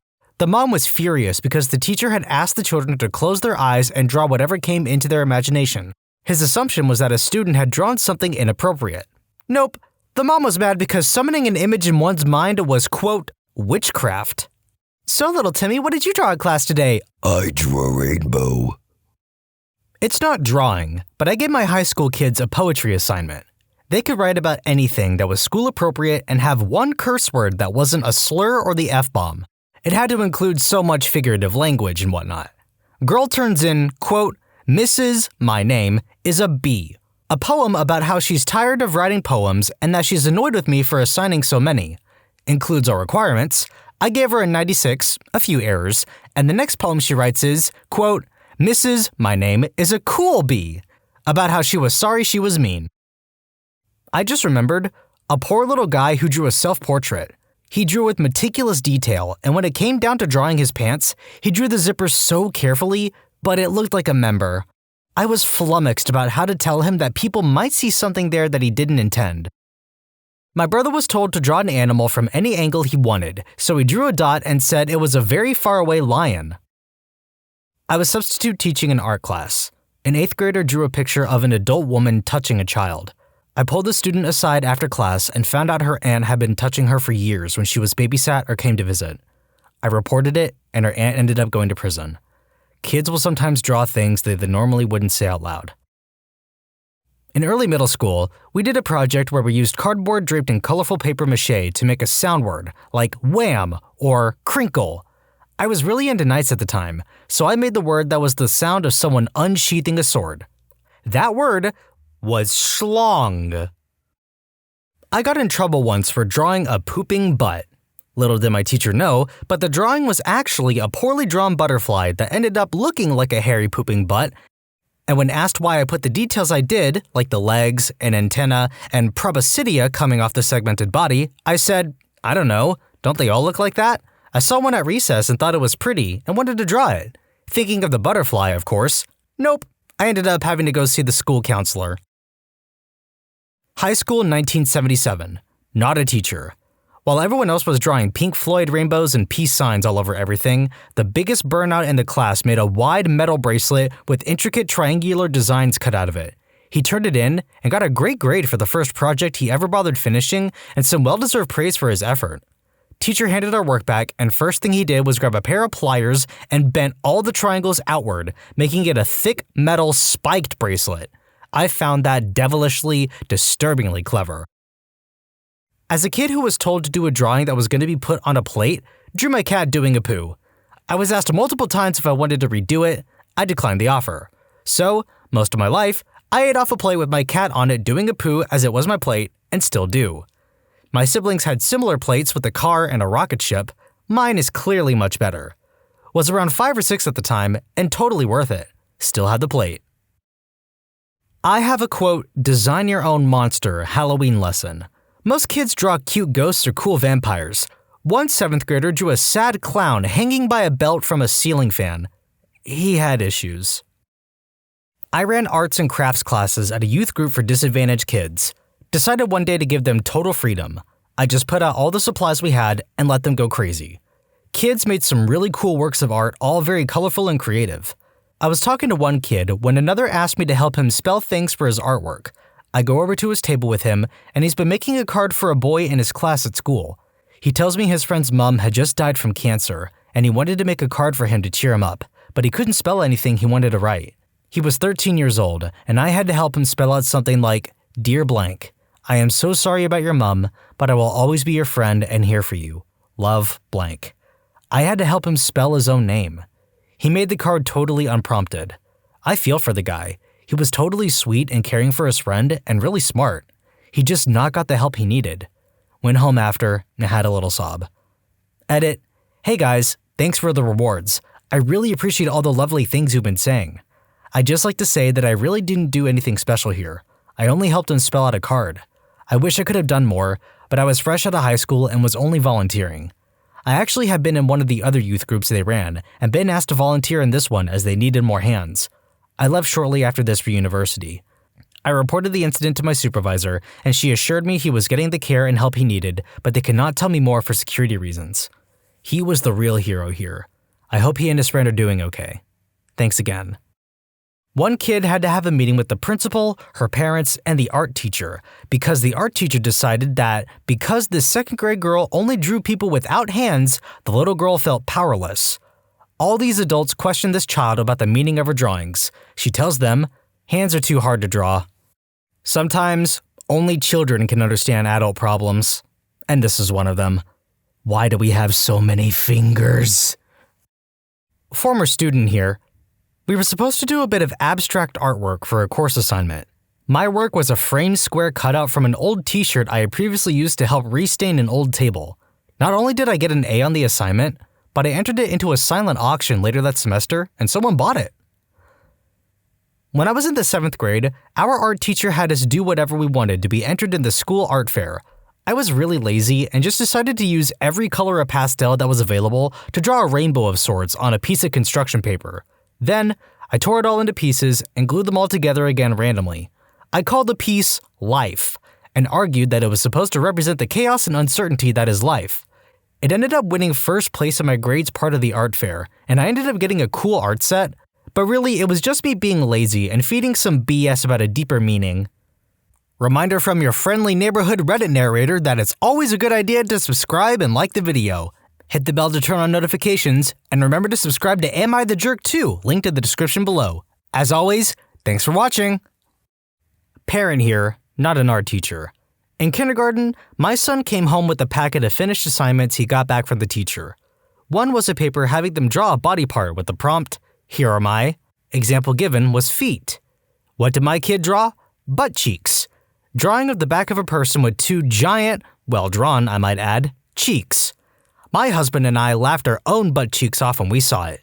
We kept the paper, for posteriority. Student here, my art teacher was somewhat crazy. She let us draw anything we want, and to get 100%, all you had to do was tell her it, quote, had a deep connection to the earth or some other nonsense. I drew a jellyfish and told her it represented wisdom because it was immortal. When I was in 2nd grade, our teacher told us to doodle on the back of a quiz if we finished early. I decided to draw a house high in the sky with a long staircase leading to it. To emphasize its height, I drew clouds, but it needed more. I decided to add in an airplane. Later, My teacher called me to her desk, and I got in trouble because the plane looked like it was heading towards the house, and this was right after 9/11 happened. Still have no idea what I was thinking. When I was in high school, part of the final exam/assessments in art class involved picking an object of your choice based on a written passage and painting it as best as you can. My art teacher told us about one kid who chose a book as his object. He turned up with an art book with a professional still life painting on the cover and proceeded to recreate the painting stroke by stroke. If I recall correctly, there were phone calls made to his parents and to the Board of Education over it, but the kid got away with it in the end. I assume there were some changes to the rules after that. Edit. Since this is now my top comment, here's a bonus story about the same assessment. When the time for my own assessment came around, the object I chose to paint from the written passage was a skull. The next day, the teacher made his way around the class, asking students individually about their chosen objects. The art teacher was quite elderly, and he was quite a reserved and somewhat mysterious fellow. He had also taken a shine to me as I was pretty good at art and more enthusiastic than the others. He makes his way around to me and I tell him I want to paint a skull. "And where do you plan on finding one?" he asks. I told him I had seen one of those plastic replica skeletons in the biology lab, and I was going to ask about borrowing the skull. He blew off that idea as if it were complete nonsense. He paused for a moment and then said a little more quietly, "I can get you a skull." Okay, I replied, not knowing what he was getting at really. The guy goes off into his little storeroom, rummages for a couple minutes, and comes back with a real human skull in his hand. I politely asked him how he came by a real human skull. He turned his gaze away pensively and said, "An old friend gave it to me," and left it at that. Not a teacher, but when I was in 7th grade, I drew a picture in my art class sketchbook of Barney and Elmo smoking pot and drinking booze, drawn with colored pencils and all. I showed it to my friends, and they thought it was the funniest thing they'd ever seen. The art teacher, however, was not pleased and sent me to the principal's office. The principal then looked through my sketchbook and ripped out all the drawings she deemed as inappropriate. It shattered my soul that day, and I cried for some time afterwards. In fact, I think that's what ended my dream of becoming an artist. Screw you, Mrs. Moreno and Mrs. McKeon, for robbing me of a better future. When I was around 8 or 9, I got into drawing cars, and simultaneously into drawing tribal decorations. Probably not PC, but, you know, the type a lot of people get as a tattoo. So, I drew a car with a tribal decal, and because of the hook-like shapes in the tribal decal, I, inappropriately, named the car, quote, the Hooker. When she was done laughing, my mom took the time to explain the world's oldest profession. Whenever I got to draw something on my own, I just drew cake. I rarely let them draw whatever because they inevitably would draw predictable cliches. 8th grade boys would draw knives with blood dripping, or an eye, and girls a unicorn. Trying to get them to draw from life was tough. Not an art teacher, but for 1 year I was a preschool teacher a few years back. It was like a Friday at 4 p.m. in the winter. I gave the kids some time to color or draw whatever they wanted.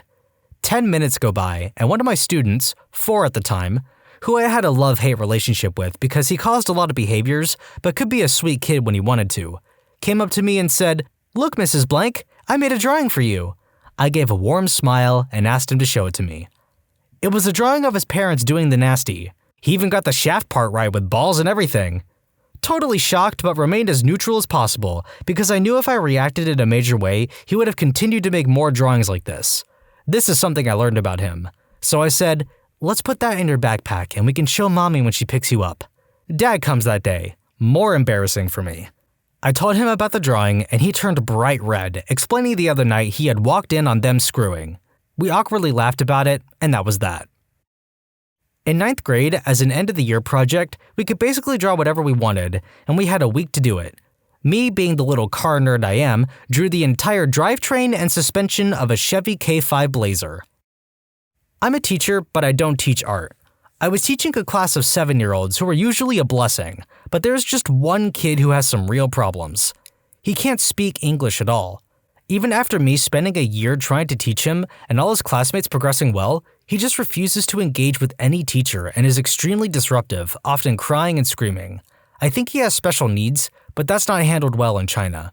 Anyway, after battling and battling with him to no avail, assigning him, quote, class police roles, everything, I just gave up this one day and gave him some paper to draw on whilst the rest of the kids learn without him distracting them. He drew a picture of me with a large pee-pee and lots of knives in me with blood and wrote my name in perfect English. It was eerie, but I just felt sad and concerned what had happened to this boy. The school gave him no support, and I only saw him for about an hour a week. I left the school shortly after, unrelated, and wonder how he is now. I'm an art teacher, but this story is about my substitute teacher. I asked my students what they had been drawing when I was gone. The class was absolutely silent, apart from some boys that were giggling. They were 13 years old. I asked what was so funny, and they said the substitute was great. At the same time, the girls seemed as they wanted to disappear from the classroom. So I asked why the teacher was great, and the boys just exploded. He told us to draw flying cock-a-doodle-doo. Well, I don't have to say more than that substitute teacher never came to our school again. In junior high, my art teacher pulled me aside to tell me that she was really impressed because I could draw better than her. After that, she pretty much let me have free reign, as long as what I was drawing worked towards the lesson goal, such as shading, perspective, etc. For the end-of-year project, I did a Robotech Veritech fighter in stipple, drawn only using dots. The next year, when I would have had her again for art, she paid out of pocket for me to take an art course at the community college across the street. She was an absolutely amazing teacher. Not a teacher, but in middle school, we got an assignment in art class to draw a still life of fruit. I thought the idea was totally boring and decided to put a creative spin on it. I drew a bunch of different fruits all sitting in the seats of a coliseum watching an apple kill an orange in the center ring. I failed the assignment, and my teacher even pulled me out into the hallway to tell me directly that she didn't like me or the work that I produced. Didn't let that crush my dream though, and I kept making my assignments weirder and weirder to tick her off. Reminds me of that time I got suspended in kindergarten for drawing a crappy stick figure gun. I tried to save myself that day by saying it was a water gun, since it was so crappy you couldn't tell the difference. But they weren't having it, and little Plava 27 went home that day. Not an art teacher, but when I was in late elementary/early junior high, my art teacher at the time gave us free reign. I had just learned what furries and pokemorphs were at the time. My art teacher, thankfully, just thought I couldn't draw werewolves for crap. When I was in high school, I was trying to learn how to draw perspective for the first time, and I was doodling a wolf howling, mostly because I enjoy wolves, and there's plenty of references online that I could check my work against. However, a seated howling wolf, when viewed from the front, doesn't show eyes or ears or most of the face, just an upturned muzzle and chin. I was actually kind of glad at this at first, because I sucked at positioning wolf eyes properly. I could draw pretty eyes, and I could draw heads a little, but put the two together, and it all looked wrong. So anyway, I'm drawing this wolf, and I think I'm doing a fine job of it, and I've got the muzzle and a bit of nose and the cheeks and the neck and the chest and all that, and everything looked fine. I was actually kind of proud of it. At least, I was until I got home several hours later and pulled it out again to work on it. You see, what confronted me at the end of the day was not my howling wolf, but what looked remarkably like a fuzzy, vaguely cone-shaped shaft with some kind of diseased black tip, all perched atop 4 paws and a tail. I've never drawn a howling wolf from that perspective again. In 7th grade, we were supposed to draw a fish made out of smaller fish. A few days earlier, I had learned that seahorses are fish, and I was obsessed with this small tidbit of knowledge and made a seahorse out of small fish. I got into a discussion with my teacher about whether I did the assignment correctly or not. 30 minutes and a Google search later, I got a C, which, fair, I wasn't the best painter. Not an art teacher, but my daughter in 1st grade was given an assignment to write a story and draw. She wrote and drew a story about Horny the Rhino. It amazes me how you can have names for animals that describe their appearances, like Fluffy the cat, Scaly the lizard, or the blue-footed booby. Shoutouts to ornithologists for giving birds the best names. But as soon as you try and name a horned animal, you gotta get a little more creative, otherwise you end up like this 1st grader. When I was in the 1st grade, they had everyone in every grade draw something. It could be anything. I drew an evil snail that had gotten snatched up by a bird. And I had a voice bubble that said, "I will be back," or something like that, coming from this evil snail. In the foreground, I drew my family. That was it. That was the whole picture. Flash forward to like 6 months, and my really bad drawing was chosen as number 1 in the 1st grade. Then, the school had an assembly where they showed the top drawings from each grade. So, I go up to the front with the other winners, and the principal goes through each one and says a little something about it. Eventually, they get to my drawing, and I quickly realized why I was chosen. They thought the bird was a plane, and the evil snail was my dad leaving to deploy. Important note is that this school was on a military base.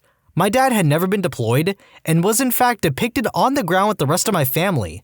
But I just stood there and accepted the award, and I never told another living soul because I was so embarrassed and guilty.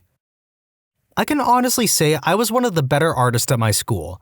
Asked to draw for the paper, design t-shirts, mugs, etc., and voted outstanding senior in art. I taught calligraphy, and one of my logos became the state logo for the state science division. I'm also somewhat of a jerkwad. We were assigned an exercise to draw our offhand, left if you're right-handed, right if you're left-handed. I asked the teacher, "How far would you like us to draw to?"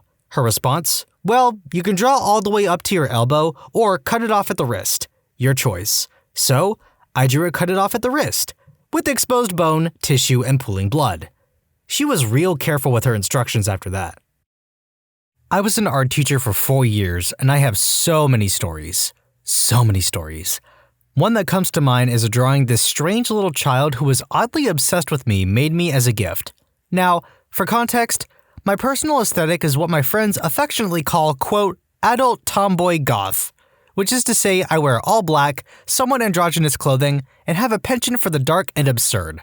Of course, in work environments, I dress more professionally, but my kids all knew I was a dark-humored little oddball and they loved me for it. So, this girl is doing free draw, and every time I walk over, she covers up the paper with her arm and hisses at me like a cat, as she was wont to do.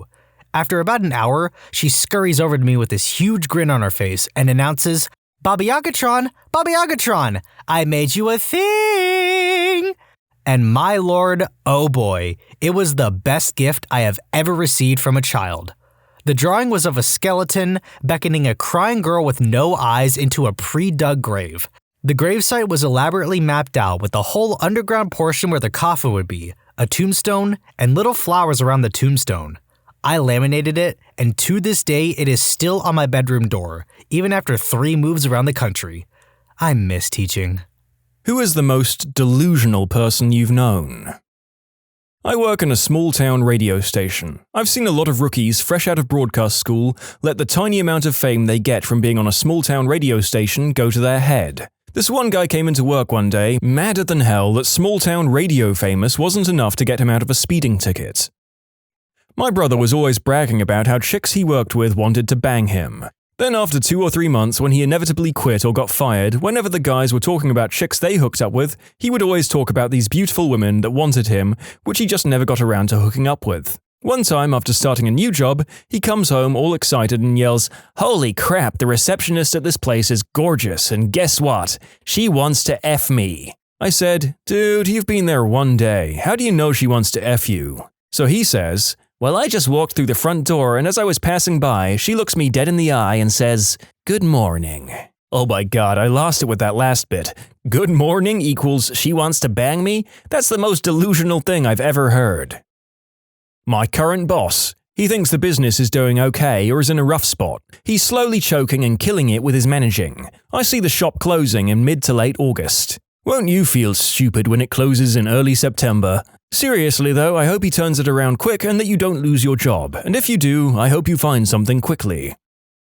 Worked a night job where I met someone who was studying rather than going to school. Eventually I got out of him that he was studying to be a seducer. He studied Cleopatra, Rasputin, Casanova, etc. to learn the art of seduction. Basically, this guy's life plan was to just seduce his way through life. He had an intricate plan on how he was going to seduce our supervisor for a raise, seduce multiple spouses to support him, even how to get free coffee by seducing the barista. He must have done a lot of seducing to keep working that barely over minimum wage night job for years. Sounds like he put his buy into charisma and his dump stat is intelligence. Ah, the charismatic idiot savant playthrough of life. Sounds like this man was trying to go for a path of life that would have got him into the Gold Diggers video we did a few weeks ago. Better luck next time, failed social climber. My aunt, as in my mum's sister. She constantly stirs drama with other people and then calls you out for being mean to her. What the frick, lady? For example, one time I came outside and I see her pull up in her car. She starts chit-chatting to my mum. They're talking about her haircut. I tell my mum we needed to go and she drove away shortly after. Totally fine. I get a call from another relative a week later that she's angry with me because the day she came over I rolled my eyes and she reads lips. She knows I said something about her. This didn't happen. She then continues to post on social media how karma is going to get me, while simultaneously commenting on all of my stuff, saying how cute my daughter is. Delusion. This is my aunt exactly. She's also a drama queen. I visit my family once a year for a week, so I go to see my aunt and my mom at the same time. Every year, my aunt will cause some drama. This year, she launched into a casual conversation with me and just said, "You know your boyfriend kinda looks like a rat?" Told her that's not an okay thing to say. She said the truth hurts to hear. I got angry and left. Next morning, she waltzes in like nothing happened. Asks me to come and give her a hug hello. I say no, explaining that what she said was really hurtful. She then flips her crap and starts screaming, "Why are you always starting stuff up like this? We never get into fights when you're not here. You're always causing trouble." I was so shocked, I just left. A very, very good friend of mine comes from a super rich family. His dad recently bought $1 million home to sell to him for under $300,000. He thinks his family isn't that wealthy and that this isn't that abnormal. There's always been a number of Ask Reddit threads like "Who's the richest person you know?" and they're always fascinating reading. There are people like your friend who have no idea that it's not normal to be able to buy $1 million home or a yacht without blinking. One of my favorite comments was about a clueless girl from a very rich family who visited an equally rich friend. Friend's daddy had just bought her a huge, gorgeous penthouse apartment in Manhattan. Clueless friend looked around the place and said, "Wow, this is really nice. How much do you think the rent here would be? $1,000 a month?" Then she looked confused when the guy who wrote the story, who wasn't rich, started laughing. "I mean, it's a banana, Michael. What would it cost? $10? For those wondering, penthouse rent in Manhattan is probably somewhere around $15K per month. My little sister. Me and my eldest sister were raised by an alcoholic mother who left us with random people so she could get drunk. When I was about 6, my mum sobered up and had my little sister. The girl is delusional and has adopted the idea that she went through what me and my older sister went through. She recalls memories that never happened. She swears my mum beat her. Never happened. She makes up stories like she was a mortician, traveled around the world, she dated such and such, and had tons of money. It's so weird. She spends every waking moment on Facebook and posts every single thing that goes on in her life. She has a felony, she beat her baby daddy until they broke up, and now both of those psychos have really crappy custody fights going on. I could go on and on. Sounds like a compulsive liar. I dated one of those. Frick all that.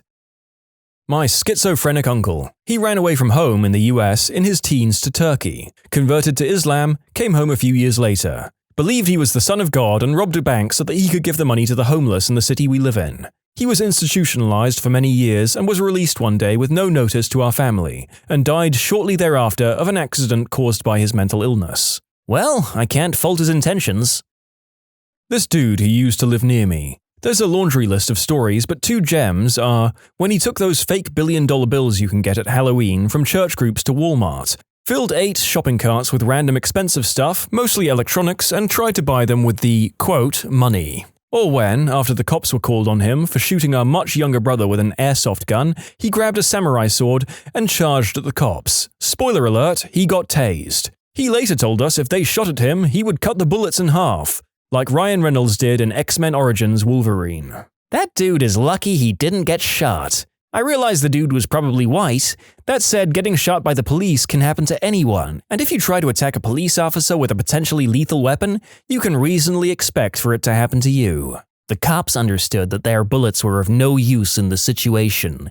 He had been studying the blade since he was but a child. My ex-boyfriend plays the victim to his friends and family, yet I've spoken to 2 of his exes and we've all called the cops on him at some point. He obsesses and stalks and plays weird games. He tried to break into my apartment once after we broke up to apologize to me and tried to convince my roommate I was unstable and making rash choices. We've been broken up 7 months now. I have a new boyfriend and he still sends me emails saying I'm being unreasonable. This reminds me of my uncle. 3 out of 4 of his wives have literally fled from him in the dead of night. One of them took their daughter and sought asylum in Germany, where her mother was a citizen. He's a criminal and a sociopath, but neither he nor my grandparents see it. Some years ago, my grandfather had to get triple bypass surgery. There were some complications. He was in the hospital for months, and no one knew if he was ever going to make it out again. When he finally did, he discovered that the same uncle had stolen over $1 million from him over the months he was in hospice. Did my grandfather finally see him for what he was? Nope. He blamed my uncle's most recent ex-wife, calling her the criminal mastermind. She was the stupidest woman I've ever met, but at least she was smart enough to get away from him. Met a guy in the psych ward with psychosis who believed that he was a prophet. Really nice guy. I've a quote written by him. "Madness is not pure error, it is nature's dissatisfaction with genius." My grandmother was a psych nurse in a ward years ago, and she encountered a patient who was convinced he was the second coming of Jesus. He even walked like Jesus. She said, "If I hadn't known he was nuts, I might have believed him."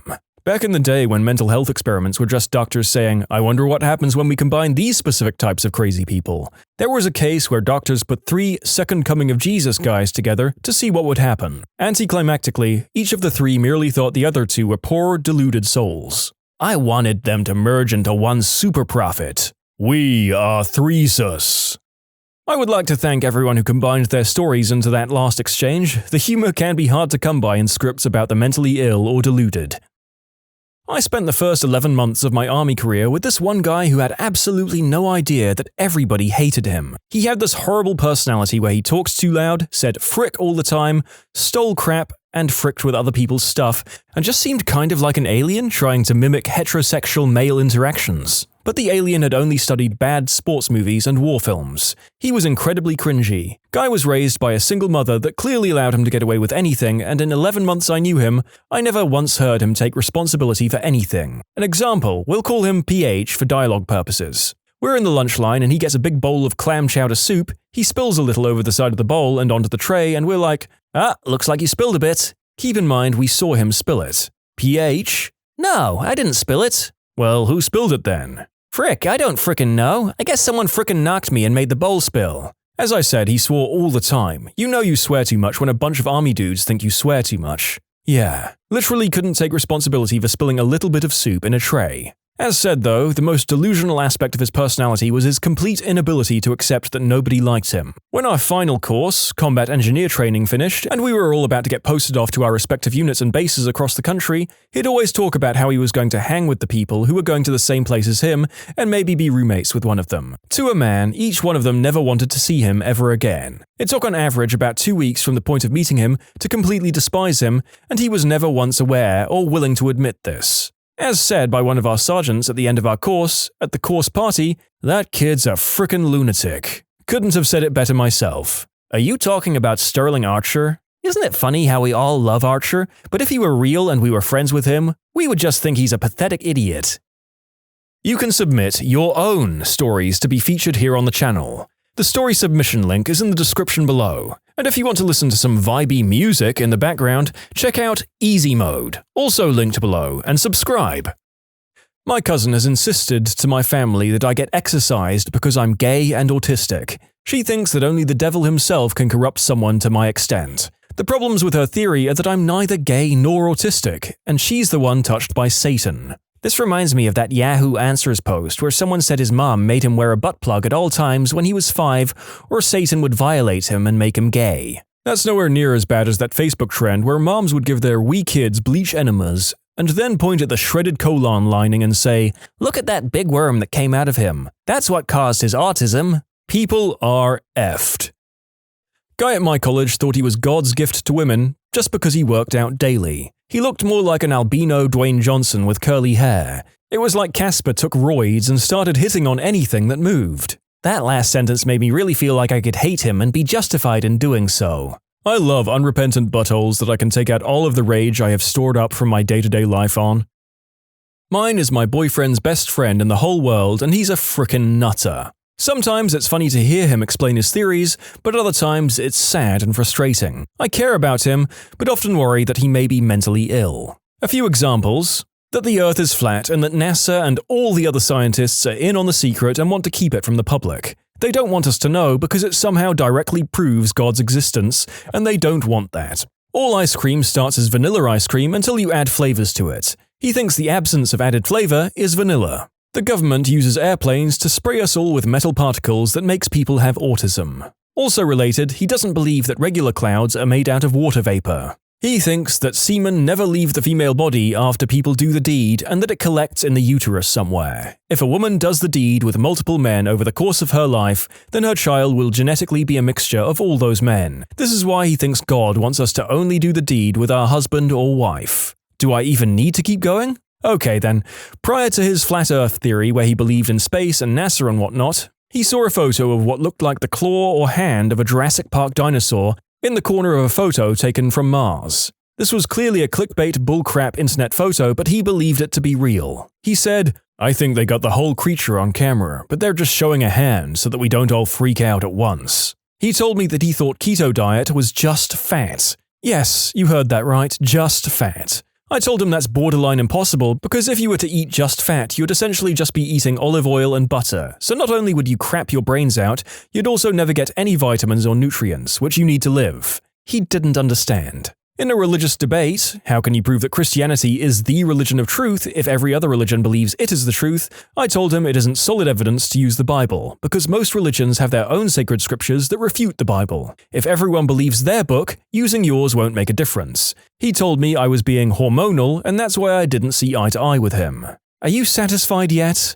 Alright, a few more because it feels great to get a chance to share some of these. He recently informed me that God taught him that watering your grass will make it green. I told him that that was just standard lawn maintenance and general knowledge, but he argued that only those who know the Lord take the time to water their lawns. He doesn't understand what door-to-door salesmen are. One was at his house asking his grandfather, the homeowner, for some info to complete an order he was making. He wanted his name, phone number, and the exact address. My friend thought it was incredibly suspicious that he just showed up, even though the guy had on a uniform and a marked vehicle, so he called the cops, who were very confused when they arrived. He firmly believes that fat people are fat because of cake. Not trans fats, not excess sugar, not hidden calories and misleading portion sizes, just cake. If you try to pry further, he'll explain that there's nowhere you can go where you can't buy some form of cake. It's delicious and horrible for you. That's why people are so fat, because cake is too yummy and too easy to get. When I tried to tell him that in that way he's right, but it's more of an issue of junk food rather than just the cake, he said, "You wouldn't know because you've never been fat. I have, so I would know." We'll end this with my boyfriend's favorite. He thinks that the birds outside his window are watching him.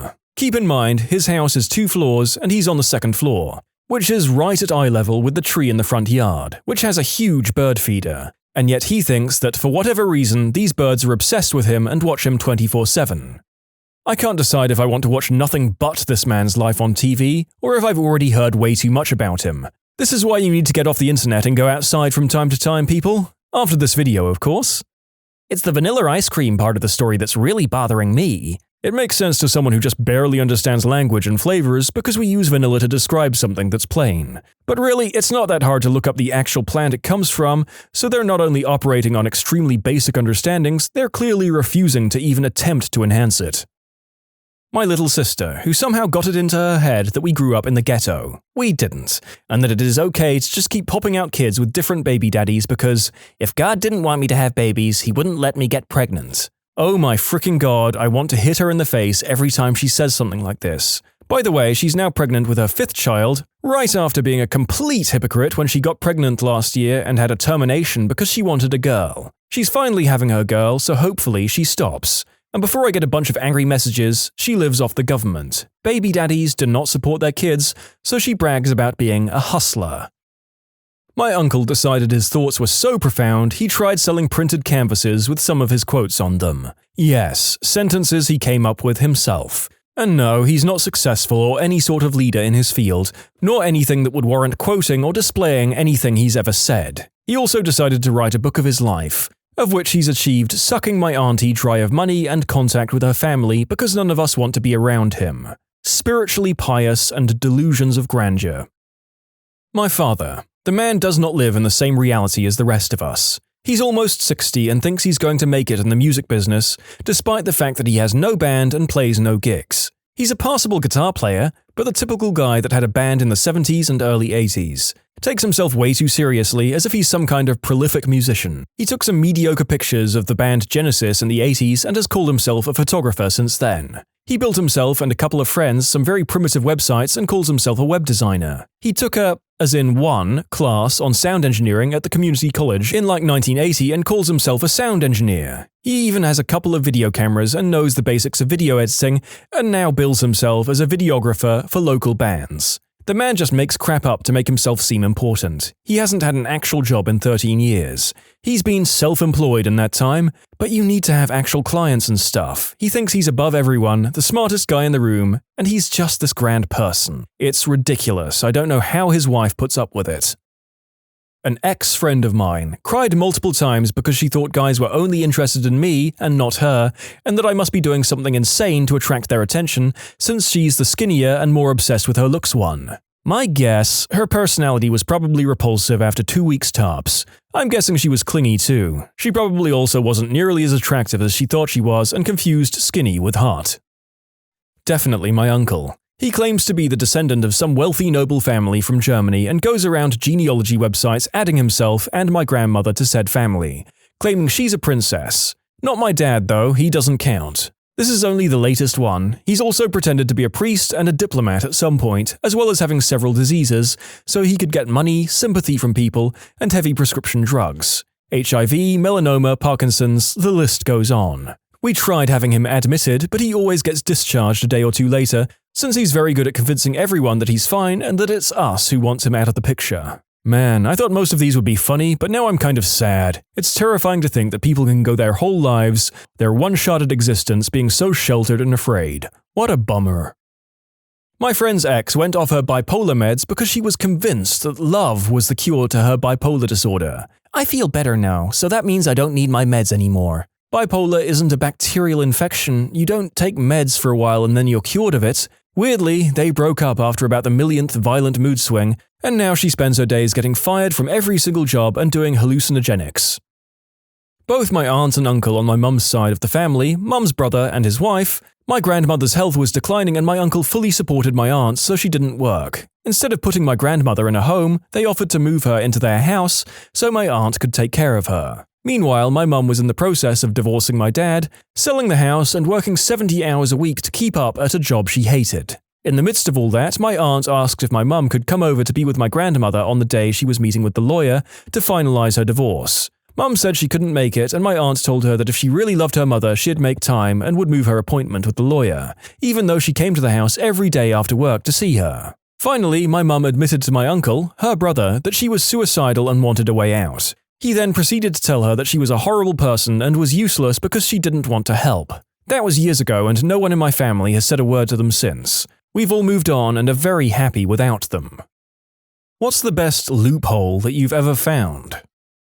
I coach a high school team. We recently bought airfare with Spirit Airlines to take 9 students to a competition. 2 of the students cancelled about a month out from the trip, and we had to replace them with 2 different students. Spirit Airlines policy, no name changes. Can't even pay a fee to change the name. The tickets are basically lost. I have to buy new tickets. Spirit's customer service is overseas and they plainly don't care at all about customer service because they don't actually work for Spirit, etc., etc. Except that Spirit Airlines does allow passengers to correct misspellings, and these folks don't really recognize nonsense names. So over 4 calls, I changed the names of the cancelled students to the names of the new students, 2 letters at a time. No one at Spirit customer service made a note because who would care, and no one ever notices that the correct names during the intermediate steps were nonsense. Also, F Spirit Airlines.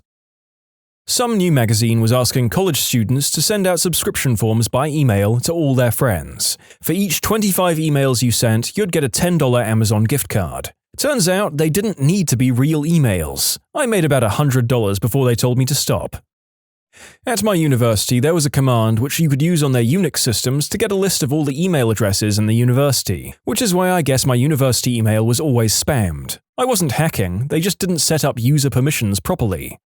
My justification as to why it's not hacking is that we had authorization to log into the system with our own user accounts, and the command we used is a thoroughly documented, supported operating system command used with its intended purpose. We also did tell the admins because we were sick of our email being spammed too. There's really no difference between performing whatever command it was, I forget now, and is, cd, touch, ifconfig and so on and so forth. Bonus shady loophole though, on my CS assignments the professors would use the Unix timestamps as submission times, and if I noticed I made a mistake on my homework, I could set the timestamp on my homework assignments using the touch command. In first grade, our school had Catch a Kid cards. Every time you did something good, you'd get one. Whoever had the most at the end of the year won a prize. My teacher, to promote animal awareness or some crap, gave us one card for each newspaper story we brought in that had something to do with animals. So instead of being a good kid and doing good deeds, I just combed through the newspaper each day and hoarded cards through animal stories. Eventually she was like, "Alright, for frick's sake, you're only getting half a card for each story." And I was like, "Miss Fives, I do not give a frick," and continued bringing in the stories. I destroyed all the competition and won the grand prize of a $50 Toys R Us gift card, which, when converted from 6-year-old dollars into US dollars, is about $24,500. Yes, that sounds like something the young narrator would have done as well. I think $50 when I was a kid would have purchased enough cheap plastic knickknacks to fill an entire closet and make all of my friends jealous. Best Buy had double trade-in value on games several times. Craigslist people want cash instead of store credit, but used games for $20 get $25 in trade-in, which doubles to our $50 store credit. I ended up with about $1,200 in store credit, which cost me maybe $400. My old bank used to give me $2 reimbursement any time I used another bank's ATM to cover the fee. There was a local bank ATM that charged a $1.50 fee, so I would make 50 cents 3 times a month. I assume they had a max on this, or I'd just sit at the ATM all day. Assuming 30 seconds per transaction, you're making $60 an hour running the ATM. I could only do it 3 times per month. So what are you doing now that you have all that extra scratch? How many islands do you own? Years ago, I signed up for the Columbia House DVD of the month when I was 16. Most of you probably don't know about this, but it was a deal where you get a dozen DVDs for free and then had to buy one a month for $15. If you didn't order a movie that month, they would send you one that was their selection of the month. Anyway, when I got all the free movies, I wrote them a letter stating I wasn't 18 and they cancelled my subscription and let me keep the movies for free. Also, back then you could just sign up with a fake name. It was a simpler time. I would sign up for those CD clubs and get the initial shipment with the commitment to buy more and an auto-shipped selection of the month. You could return a form to refuse the selection, or they would send it to you automatically. Inside the auto-ship package would be a couple of coupons for 2 more free CDs. I'd get the auto-ship package, open it, take the coupons, and then glue the package closed and mark it Return to Sender. Ended up scoring a couple dozen more free CDs that way before they stopped auto-shipping me the monthly selection. Back when I was much younger, maybe around 8 or 9, my stepfather, notorious spicy food connoisseur, dared me to eat a chili pepper. After I refused, he told me that if I could eat the whole thing, he'd buy me an Xbox. He hadn't said anything about chewing, so I cut the pepper into 3 and swallowed them whole with some milk. Always to keep his word, he bought me an Xbox the following day. My stepdad doesn't play video games and has admitted he wouldn't think to do it, which is why he made that deal in the first place. I work at McDonald's. The first thing that comes to mind is the one time when a guy ordered a 50-cent cone in a cup and Oreo crumbs on the side. He mixed it together right there at the counter and made a cheap version of a McFlurry, which is $2.50. I'll throw in another story for good measure. A lady wanted a McChicken meal, McChicken sandwich, medium fries, medium drink, but wanted all the contents ordered separately. On the screen there's a meal button that groups everything together. Ordering everything separately made it like $1 cheaper.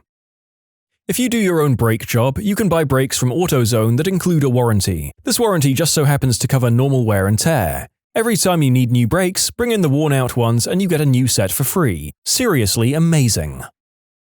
When Verizon changed their unlimited plan, we got to keep ours due to being grandfathered in. Basically, as long as we kept our phones, we kept the plan. But once we upgraded, we would have to switch plans. My family has 4 phones, 3 smartphones and my little brother's dumb phone with no data. After we went to upgrade, we asked the Verizon rep if there was a way we could keep unlimited. After some experimenting with the system, we found a way. She moved my data package to my brother's phone since he didn't have any data, upgraded my phone, then moved the data package back. Same for my parents' phones. So we got to keep the unlimited and we still got our upgrade. Screw you Verizon, but major props to your employees. I also have Verizon. However, I think they blocked this loophole. However, you can get new old phones or used ones and swap out the SIM card. I've done this twice. I earn double points on my credit card through gas and grocery purchases, so when I plan to buy something, say at Lowe's or go out to eat, I go to the grocery store and buy a gift card. Double points for the gift card and at least double fuel points through the grocery store. There was a McDonald's near my college and in it was an ATM. If you used the ATM and got a receipt, it would come with a coupon for a buy one, get one free large sandwich. I'd swipe my card, hit cancel, and a receipt would print out showing the cancellation. I would then find someone in line buying a large sandwich and hand it over to them. Free sandwiches for about 8 months until it finally went away. I don't eat at McDonald's anymore. Watched a guy do this over the course of about 1.5 years when I worked for a credit card company. The guy was getting a divorce but wanted to hide some of the money from his soon-to-be ex-wife. So he overpaid his credit card by $80,000. He then called us to issue a check for the money, so on his statements it would reflect a zero balance. But he would never cash the check, so it would come back on our books. Every 6 months, the balance would return and he would call to have a new check issued so it looked like an accounting error. From what I understood, the lawyer only reviewed a couple of months' worth of credit card statements, and he timed the issuance of the check just right so no one was the wiser. He called and spoke to a guy on my team and told him the whole story, and then we issued the check for the last time and never heard from him again. I used to work as a teller for a credit union. Guy would do the same thing. We would cut cashier checks out to a neutral account, so he just took all of his money as cashier checks payable to himself. Came in on the 6 months mark to recut the checks. Hid so much money from his wife. When I first got an iPhone, I brought an insurance package that I thought covered just about anything. After about a month of having my new iPhone, I got a really bad scratch on the screen. The scratch haunted me and would constantly imagine a nice fresh screen again, so I went to the insurance company and asked them to replace it. The insurance rep told me my coverage is limited to more severe damage like cracks and water damage, not scratches. So naturally, I went into the parking lot and tanked my phone against the pavement, completely obliterating the screen. I walked back into the same insurance rep, acted like I wasn't there 5 minutes ago, and explained that my phone was severely damaged and I wanted a replacement. In 4 days, I had a nice smooth iPhone free of charge, this time with a screen protector. Not my find, but my mother's. Back in the day, when a woman needed her husband's permission to get a loan or sign up for a credit card, my mother used to take advantage of the "sign up for our store credit today and get X gift for free." She would fill out the form completely, but since my father refused to sign the permission section, because he thought it was stupid that she would need permission from her husband in the first place, the credit card company would throw out her application, so she would get the free gift either way. She must have done this a dozen or more times. Yes, game the patriarchy, madam. Game it for all it's worth. Oh, and the credit card companies as well, I suppose. Double win. Not my loophole, but whatever. The American government wanted, and still wants, people to use $1 coins instead of notes. So they started selling $1 coins for $1. People used their credit cards to buy $100,000 worth of coins and then immediately deposited them all into their bank, taking them out of circulation again, to pay off their credit card and then reap the rewards from the credit card usage, usually in the realms of frequent flyer miles. People were accumulating millions of dollars worth of airline travel for free. You're forgetting an important part of the loophole: free shipping. In order to encourage wider distribution of the coins, the US Mint offered free shipping on orders of coins. So basically, order coins from the US Mint with a rewards credit card, then have them shipped for free to you, then take them to the bank immediately upon receiving them. No cost to you, and you rack up the points. You can submit your own stories to be featured here on the channel. The story submission link is in the description below. And if you want to listen to some vibey music in the background, check out easymode, also linked below, and subscribe. Oh, I have a good one. I'd saved up a crap load of coins and I needed to get them counted. I went to a bank that I knew had a coin counter, mine didn't, and asked the staff if I could use it if I belonged to another bank. She said sure, so I did. It was about $800+ when all was counted. I took my slip to the counter and she asked if I had an account with them. I explained I didn't, but the lady at the front said I could use it. She comes over, B-word, and says she didn't realize I didn't have an account here. What the frick? I would need to pay 20% of all my coins total. I was fuming for about 5 seconds, then I turned to the teller and said, "I'd like to open an account, please." She was teed off, but she sent me to the other section to open an account. I deposited the money into my account, waited until I got my card, withdrew it, and went in and closed the account. It was a lengthy workaround, but it worked. 20%? Oh my god, I would have done that too. What a load of crap. Always wanted to tell people about this or write into Nintendo Power, and I never had the chance. This goes back to the days of Game Boy. I learned one day while playing Final Fantasy Adventure that you could max out your levels through a simple trick. 1. When one of your characters would gain a new level, do not move from your existing position and immediately save the game. 2. Then press B, A, Start, Select, which would cause the Game Boy to reset. 3. Load up the game where you saved and you will immediately get attacked by the same monster that you leveled up from last time. Upon killing him, the same character who got leveled up previously will level up again. Rinse, repeat. It's old and no one cares, but I feel like I finally got to spread the word on this one, and I can die happy.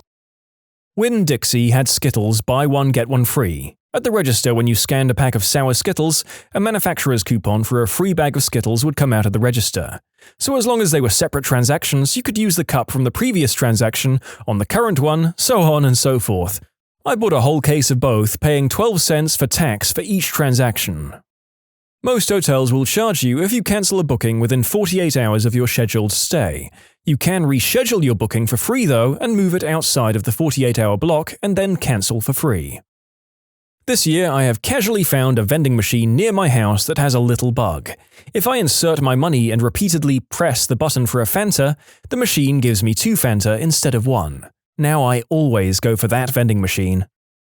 It wasn't a loophole, but once at the airport I wanted some soda at the vending machine. I inserted the money and I didn't get 1 soda, I got 4. Like seriously, I was literally screaming to my friends, "I got 4 of these!" In the airport. I never won any lottery or whatever. Vending machines often don't want to give me the food I just bought. But that day, I was victorious. I'd beaten the machine. And now I have the image in my head of you chugging all of them next to an impatient TSA agent because he wouldn't let you bring them on the plane.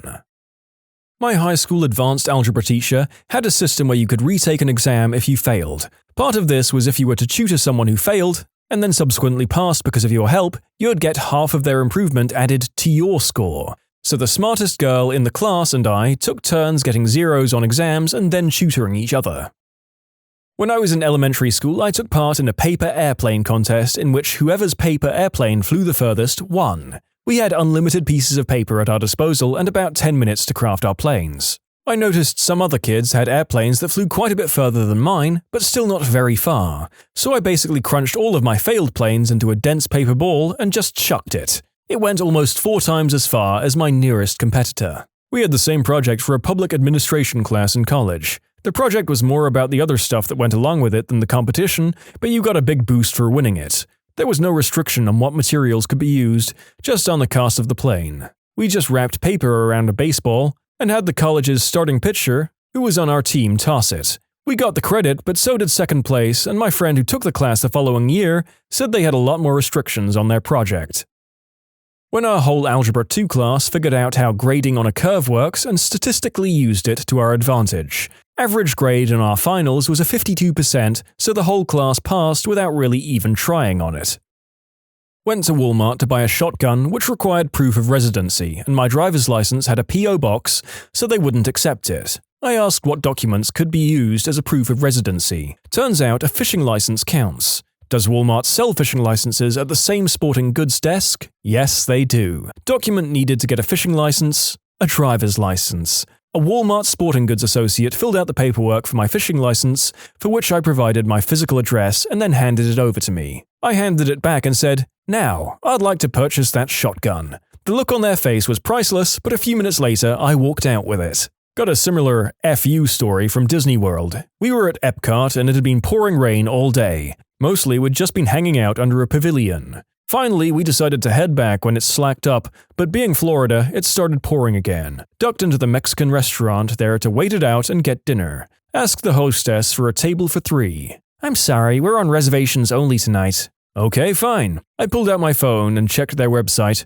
Sure enough, they had a reservation open for that time. Quickly made the reservation, looked at the hostess and said, "Yes, reservation for 3, name of Sparkstalker." She just glared at me while I smiled like an idiot. My dad went to Walmart with my little brother to return a video game. The game was open, so they said he could only exchange the game for the same one. He says, "Okay," and gets a new unopened video game. He then, with game in hand, looks at the same person and says, "I'd like to return this game, please." They actually let him do it. You know, of all the places that deserve to be gamed by multiple people repeatedly, Walmart is definitely up there. Let them have it. Back in middle school and high school, I was busted at home for looking at adult flicks. My parents had the MSN browser and internet service at the time. Their response was to ground me and change the password to get on the MSN account. This is during the years of dial-up. I discovered that I could type in any random digits into the password space to allow MSN to start the dial-up process and then minimize the window. The computer would connect to the internet, but not the MSN account. I would then open Internet Explorer and browse to my heart and hand's content, erase the internet history, and they were none the wiser.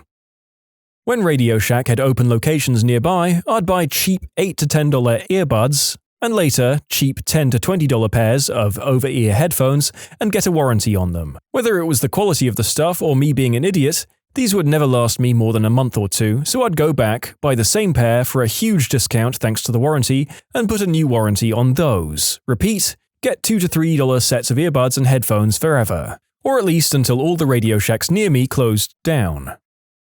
I guess this is kind of a loophole? One of my proudest moments nonetheless. In the final semester of my senior year in high school, I decided to take a class called Physics 2. I liked the first physics class I took. I thought this would be a fun class to go out on. Wrong.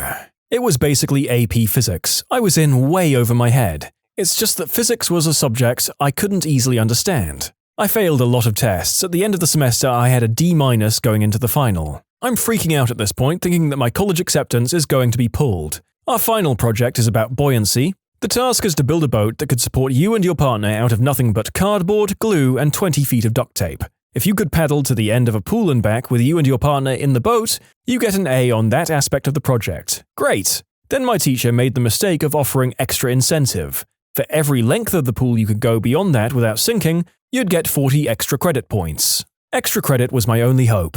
We went out and found the sturdiest cardboard we could find. We carefully folded, glued, and cut the cardboard into a canoe-type boat. It looked great. The day finally came, my entire class brought their boats out and we started. Most people made it to the end of the pool before their boats started to disintegrate. One group made it back and forth 13 times before they sank. Whoa! We were the very last team. We go in and start paddling. We make it to the end and paddle back. Then out and back again, and again, and again. We crossed the pool 60 times before our teacher made us stop. We didn't sink, and we both earned 2,400 extra credit points. I went from a D- to an A on the very last final I ever had in school. True story and one of my greatest days.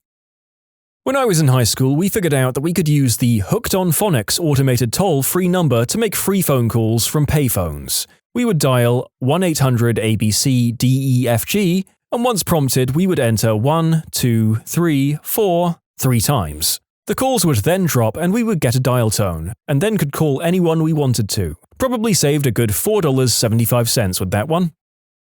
Several years back, McDonald's started offering free Big Macs if you went online and completed a survey. At the end of the survey, the site would give you a coupon code, write the code onto the receipt, and the receipt becomes a coupon for a free Big Mac. A few years ago, I made 2 back-to-back purchases, thus getting 2 receipts. After completing both surveys, I was given the same coupon code for both receipts, and both of them worked at the register. I got 2 free Big Macs. Over time and with some casual experimentation, I realized that the coupon codes didn't seem to expire. I started saving a few bucks by finding discarded McDonald's receipts on the ground, writing the code on it, and getting a free Big Mac. It's been about 3 years since I made this discovery, and the coupon code still works. I haven't paid for a Big Mac in 3 years. Walgreens was running a deal on a blood sugar monitor that was originally $19.99. They had a weekly deal where it dropped down to $9.99, plus you got 2,000 points free on your balance reward card. I found a coupon for that exact meter which got me $10 off, so the meter became free. Plus I got $2 in balance points. I have about 20 meters sitting in my house that will be going to a lower-income clinic where people who need it but can't afford it will benefit the most from it. This site that delivers pretty good quality frozen food had a really good temporary sign-up deal. Put $50 of food in your cart, sign up with a new account, and they'd take $30 off plus free shipping. This stacked with the current deals like 4 packages of filled pasta for $5 and massive frick-off chocolate cake plus liter of ice cream plus raspberries for $20. I've moved out of home but only 5 to 10 minutes away from my parents. Either the place didn't notice or didn't care that the same credit card placed 2 orders for 2 different names and addresses. That cake was great. What's the biggest dating WTF that you've ever experienced? Had a Tinder date and the guy bought his girlfriend and asked for a threesome without saying a word about it in advance. I gotta wonder how many times he's tried that and what the success rate is. I'm choosing to believe that he didn't even tell the girlfriend about it in advance. He just turned up and said, "Ladies, I've got a proposition for you." Girl told me within 15 minutes of our first meeting that she was doing the deed with a married coworker, and her favorite part was seeing him cry with guilt after it was over. Holy crap, not only doing that but bringing it up on a date 15 minutes in. This is the first comment that actually makes me really mad. Yeah, usually something you bring up on the second date. I think I would literally just get up and leave without saying a word, like I'd never seen her before. 1. She was so wrapped up in her phone that she didn't notice I'd moved over and started a conversation with some other guests. 2. Asked if she could bring a friend to feel safe, completely understandable, and I was fine with it. She brought her best friend and her date. Both girls ignored us pretty much all night and we left without them. He turned out to be a pretty cool guy though, and he invited me to join for weekend football, where I made even more friends. Maybe she just wanted free food. I've heard stories of people that meet online and go on dates and their date just doesn't interact with them. Like one-word answers, on their phone, no eye contact, orders anything they want, being rude, etc. I once got catfished on Tinder. Nothing out of the ordinary, right? This person had me meet them and acted as if they were not a different person. One of the craziest experiences of my life. You got catfished and gaslighted at the same time? Gasfished? Catlighted? Gatflished. A girl I'd been seeing for a couple of weeks or so asked me to go with her to a funeral of some guy that I didn't know. What I didn't expect was that the funeral was for her fiancé. I got out of there real quick once I realized why everyone was shooting me glares the whole time. I was the side piece. This story is just so wildly uncomfortable and horrifying that if I ever accompany a date to a funeral, I'm going to be checking in advance to see if the venue has a built-in ejector seat for the guests before I confirm. If anything, they should have been shooting her those glares. Who brings a date to their fiancé's funeral? My wife likes to ask me silly questions like, "Would you cry at my funeral?" To curb this one, my response was, "Well, I wouldn't want to look like a B-word in front of my new girlfriend." I'm quite proud of this one.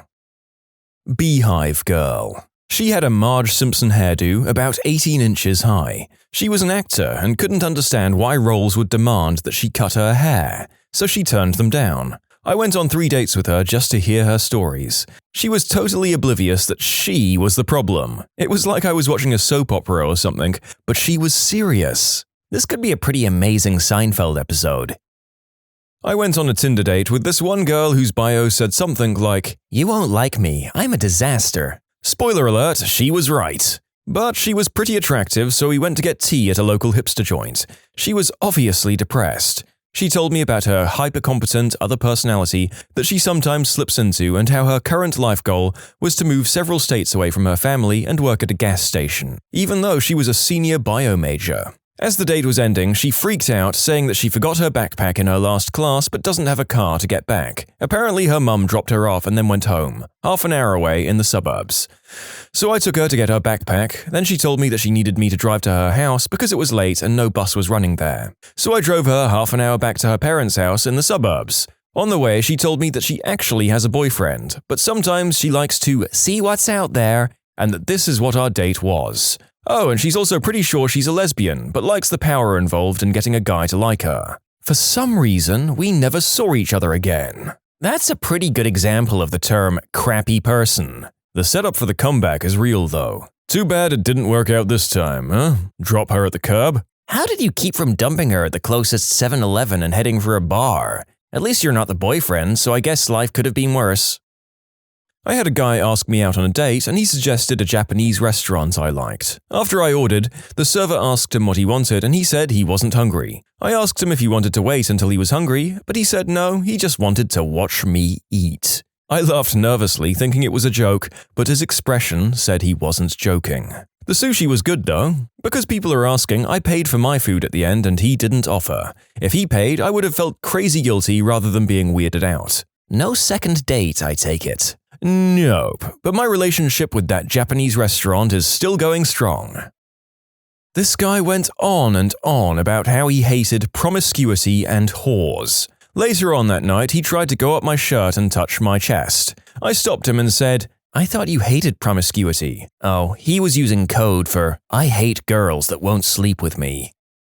My ex in high school asked me to shave every last hair on my body, like everything except for my eyebrows. I refused, so she dumped me. She's now married to a guy with alopecia. No joke. Hey, I guess there's someone out there for everyone. But they don't have eyebrows. She's probably still hunting for the perfect mate. Could always Sharpie those bad boys on. I think I was like 17 or 18 at the time. We were fooling around. He starts suckling on me and says, in a baby voice, "Baby, what's his milky?" I really hope you busted out laughing. This sounds like a green text. Oh my god.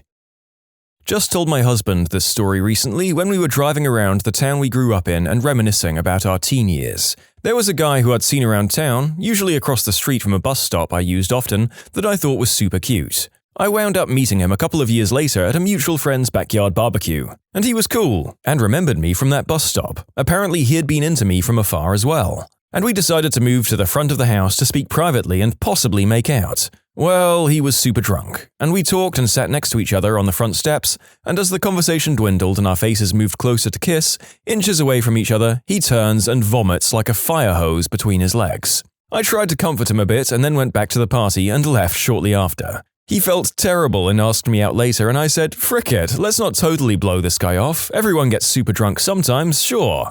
But his idea of a date was taking me to a graveyard in broad daylight to get drunk, and I realized he was very, very dumb, and I never spoke to him again.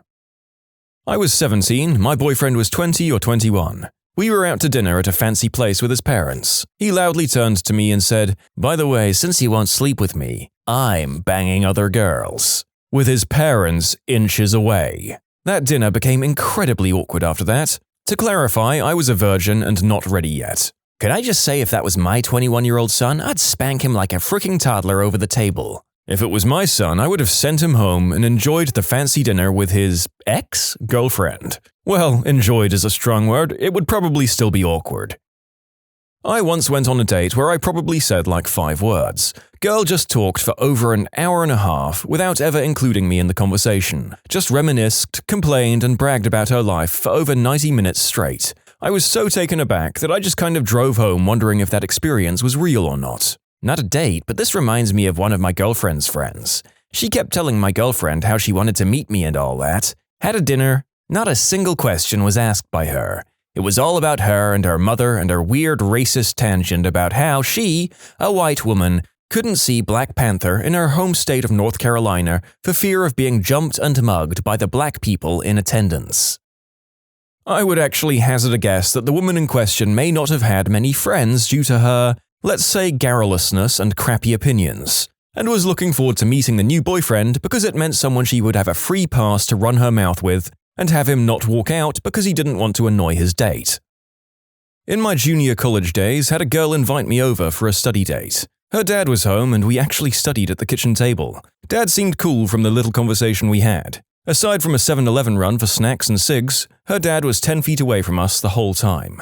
I thought the date went well, we talked more than we studied, made tentative plans to see a movie. Couple of days later, I texted her, "What's your weekend looking like so we can check out a flick? Grab some dinner." She replies back it's not going to work, she wants someone more forceful. I was like, what? Apparently her running to her bedroom a few times for things she forgot was her hint to me that I was supposed to follow and pounce, I guess. I was very new to the city and ended up setting up a date with a girl off Tinder. I spent a lot of time looking into cool bars and suggested a bunch to her, but she ended up really wanting to go to a certain bar, like wouldn't take no for an answer. I looked it up, it looked okay, nothing really that special. I figured she had some sort of thing with the people who worked there where she could escape if the date went bad. Fast forward to the date, it's going really well, she's absolutely gorgeous, and the conversation is really easy. I bring up the choice of bar and why she was so adamant on this one. She said her ex-boyfriend works there, and that threw me off, but I figured they broke up a while ago now and are just friends. So I questioned further, asking how long ago they broke up, and she tells me 2 weeks ago, and that he is currently our bartender. I look over at the bar, and this massive 280-pound guy is giving me the biggest death stare. I was wondering all night why he was being such a prick to me, and now I understood. I got out of there pretty quickly after that. You can submit your own stories to be featured here on the channel. The story submission link is in the description below. And if you want to listen to some vibey music in the background, check out easymode, also linked below, and subscribe. A guy I saw for less than a month, if I recall correctly, took it upon himself to vent any problems relating to the relationship that we had to a male friend of mine he didn't really know well at all. In retrospect, he was a peculiar guy in many different ways, and this hampered his ability to make his own friends to whom he could vent and get advice from. At the time, however, it was incredibly strange for my friend, who explicitly told him several times, "Dude, Sheila's my friend, not you. I have no idea who you are. Please don't come to me with complaints about her." I think it took about 4 or 5 tries and my dumping of him for him to understand it. Some guy took my glasses, ran out of the restaurant with them, and I got a text like 15 minutes later of him taking a selfie in them at his place. He said if I wanted them back, I would have to come over to his place. Holy crap, what a butthole. Did he mention an alternative of, or the police could come and get them? I honestly really should have done that. This was while I was in the Marines. I met up with this girl from POF, all seemed well from our chats and texting, so we decided to meet up for a date in Palm Springs. Nothing out there yet. I get there to find out she has kids, which she has brought along but never told me about having kids whatsoever, and without missing a beat, she asks me right there to have a contract marriage. I spit my drink out ASAP while she tried to explain how it would benefit the both of us. I just looked at her with a stern look, told her to get her crap together, told her to lose my number, and walked the frick out. Hey baby, want some Tricare? She is the textbook definition of a dependent. She had previously told me how irresponsible her sister was. Her sister received a positive result for herpes. Sister thought it meant she was clean and didn't have it. I don't get the logic either. A few weeks later, we'd been seeing each other pretty casually and she mentions that her sister wanted to swap. Yeah, no thanks. On a 3rd or 4th date, I went back to his apartment to have a glass of wine. We had a great evening until near the end he said, "Wow, I can't believe you passed almost every test." Turns out he set up his apartment with small girlfriend tests. He made sure there was little to no toilet paper to see if I would change the roll, if I rinsed my dishes, if I turned out the lights behind me, where I put my jacket and shoes, etc. Needless to say, there were no further dates. That was no man. That's his mother wearing his skin, testing you. This gave me a chill. Like, he just couldn't wait to reveal his master plan? That he'd put her through the gauntlet of girlfriend material tests? Yeah, major D-bag. Now, setting up 1 or 2 of those small tests in and of itself isn't inherently terrible and will make for a nice story a couple of weeks or months later, but in fact that, for him, the whole date seemed to revolve around those tests is a red flag. The secret final test is to have her fight his ex. Not major, online match, meet for dinner. She tells me she's lactose intolerant, proceeds to order food with lots of dairy products. The restaurant was small and in an old house, so the bathroom was the single closet style that happened to be less than 10 feet from our table. Her food upset her, so she uses that loudly and leaves the door open after she's done. Yep. Still asks if we can go get ice cream afterwards. Ugh, that girl likes to party. I'd been dating this guy for about a month. I knew he was pretty freshly out of another relationship. We were having beers on a patio at a tap house nearby, and his phone rings and he answers it and proceeds to talk to who I realized was his ex. They were arguing and talking about their breakup, all while he was sitting at the table with me. After about an hour and a few beers later, a guy at the table next to me gave me a kind of nod to join his table. I did. We talked about what an idiot the other guy was being. We spent the next couple of hours chatting, D-bag left when his phone call was over, and my new friend and I ended up dating for a year, and we're still friends to this day. I've been on and off the dating app life for a couple of years now. I just got my first big boy job and moved to a new area. I matched with this cute girl who was a junior in a college nearby. We had a nice first date, got coffee and walked around. We set up plans to grab lunch that weekend. During lunch, we decided to go on an impromptu hike. I drove us to my house to grab some water, snacks, change clothes, and we had a nice hike. Everything was going pretty darn well. We texted and kept up throughout the week. That Friday, I was at a friend's house. We had a few drinks, so I didn't feel comfortable driving back home. He didn't have an Android charger and my phone was dying, so I sent a courtesy text to let her know I was going to be out of commission for a while. The next morning, I get home and charge in my phone. After a few seconds, I get a slew of text messages, around 50, all from her. It was a spiral into insanity. At first she told me to have fun and have a good night. Then it went to, "Hey, are you free?" to, "Why aren't you talking to me?" And near the latter, she mentioned she drove to my house and didn't see my car. She accused me of sleeping around. Basically any and every insecurity got projected onto me within a couple of hours, all while I was asleep. I called it off immediately. She probably had some deeper issues, and I hope she's gotten help or is happy. It was just the transition from a few nice dates to that night that made me really take a step back and go, what the actual frick? People who do this, think your complicated feelings through, condense them into a concise message, or sleep on it and leave it at that. You're only going to drive folks away with your walls of text. Case in point, my ex was kinda like this. She was totally normal until she had a lot of personal issues happen all at once, and just kind of lost her crap after about 2 to 3 years of normal dating.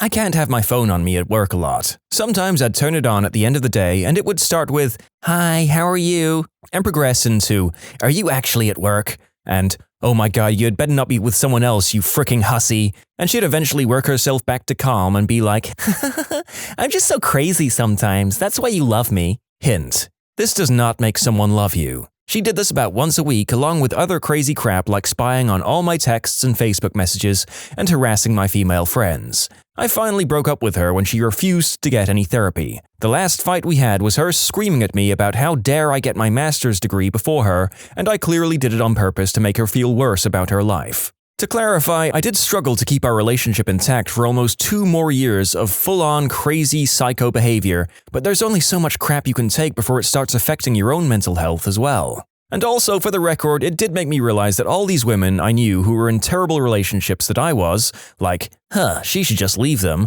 Yeah, now I realize it's not actually that easy when you love someone. Oh my god, I used to be like this. It's like relationship PTSD. It happens when you've gotten gaslighted or cheated on, or have a few other things happen to you that leave you with trust issues. I did a lot of therapy that only marginally helped. It got better only after I was in a stable relationship for a little while, where my partner provided strong boundaries like, "I understand where you're coming from, but here's what behavior I will accept and which ones I won't accept."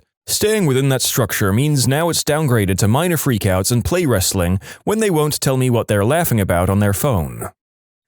I said something the guy I was dating at the time didn't like, so to punish me, he punched himself 3 times in the jaw and knocked out a tooth. A year ago, I met up with a girl I met on a dating site. We went out for coffee and had a good talk about movies and video games. Then, everything got weird and she asked if she could read me some of her poetry about her ex-boyfriend cheating on her. She proceeded to sob in public in the middle of the poem and wouldn't stop until she was finished with her very long poem, despite being a blubbering, sniffling mess. There was no second date. Her next date heard her poems about her date with the guy who didn't like poetry. Her date after that was easier because she could just reuse the poems from the previous date. On 2 separate occasions, I've gone home with the guy after a perfectly lovely first date to find an array of adult bedroom toys laid out on the bed, ready for use. Don't get me wrong, I'm generally down, but you can't just spring that on someone, guys. There has to be a discussion before you bring out a leather hood and a Flogotron 3000. In both cases, there was no second date. He made me Uber to him, $20 one way to a nice building, so we could Uber together to a bar by my condo. Cost me $40 to go somewhere 2 blocks from my place. I don't get it. He then pulled a pint of Svedka out and chugged it in one shot at the bar. He ordered 2 drinks and shoved me the bill. He hit on the bartender in a language I don't speak. She was very uncomfortable. He then asked me where I lived. Told him the name of the building. He decided that he liked my building better than his and wanted to stay with me for a few days to check it out and buy a penthouse. I said no, but he could contact a realtor. He went bat crap crazy. I looked down and he's on Tinder while screaming at me. He showed me a girl and said he was going to frick her if I didn't let him in. I told him to go for it, I'm not interested. He followed me the whole walk to my place, stumbling, grabbing my arm and screaming at me. He tried to steal my purse. The police ended up coming up to me and holding him long enough for me to get home. He sent me a series of bizarre threatening messages that night and kept randomly messaging me that he loved me, I'm a B-word, I'm his only hope, he was going to have his way with me against my will. I posted about it on Facebook and some other friends had run-ins with him. Guess he's homeless and was getting by staying at people's houses and borrowing their stuff to look like he's somewhat wealthy to con more people. If I'd let him in, I'd have been screwed. It was a crap show of events for a first date.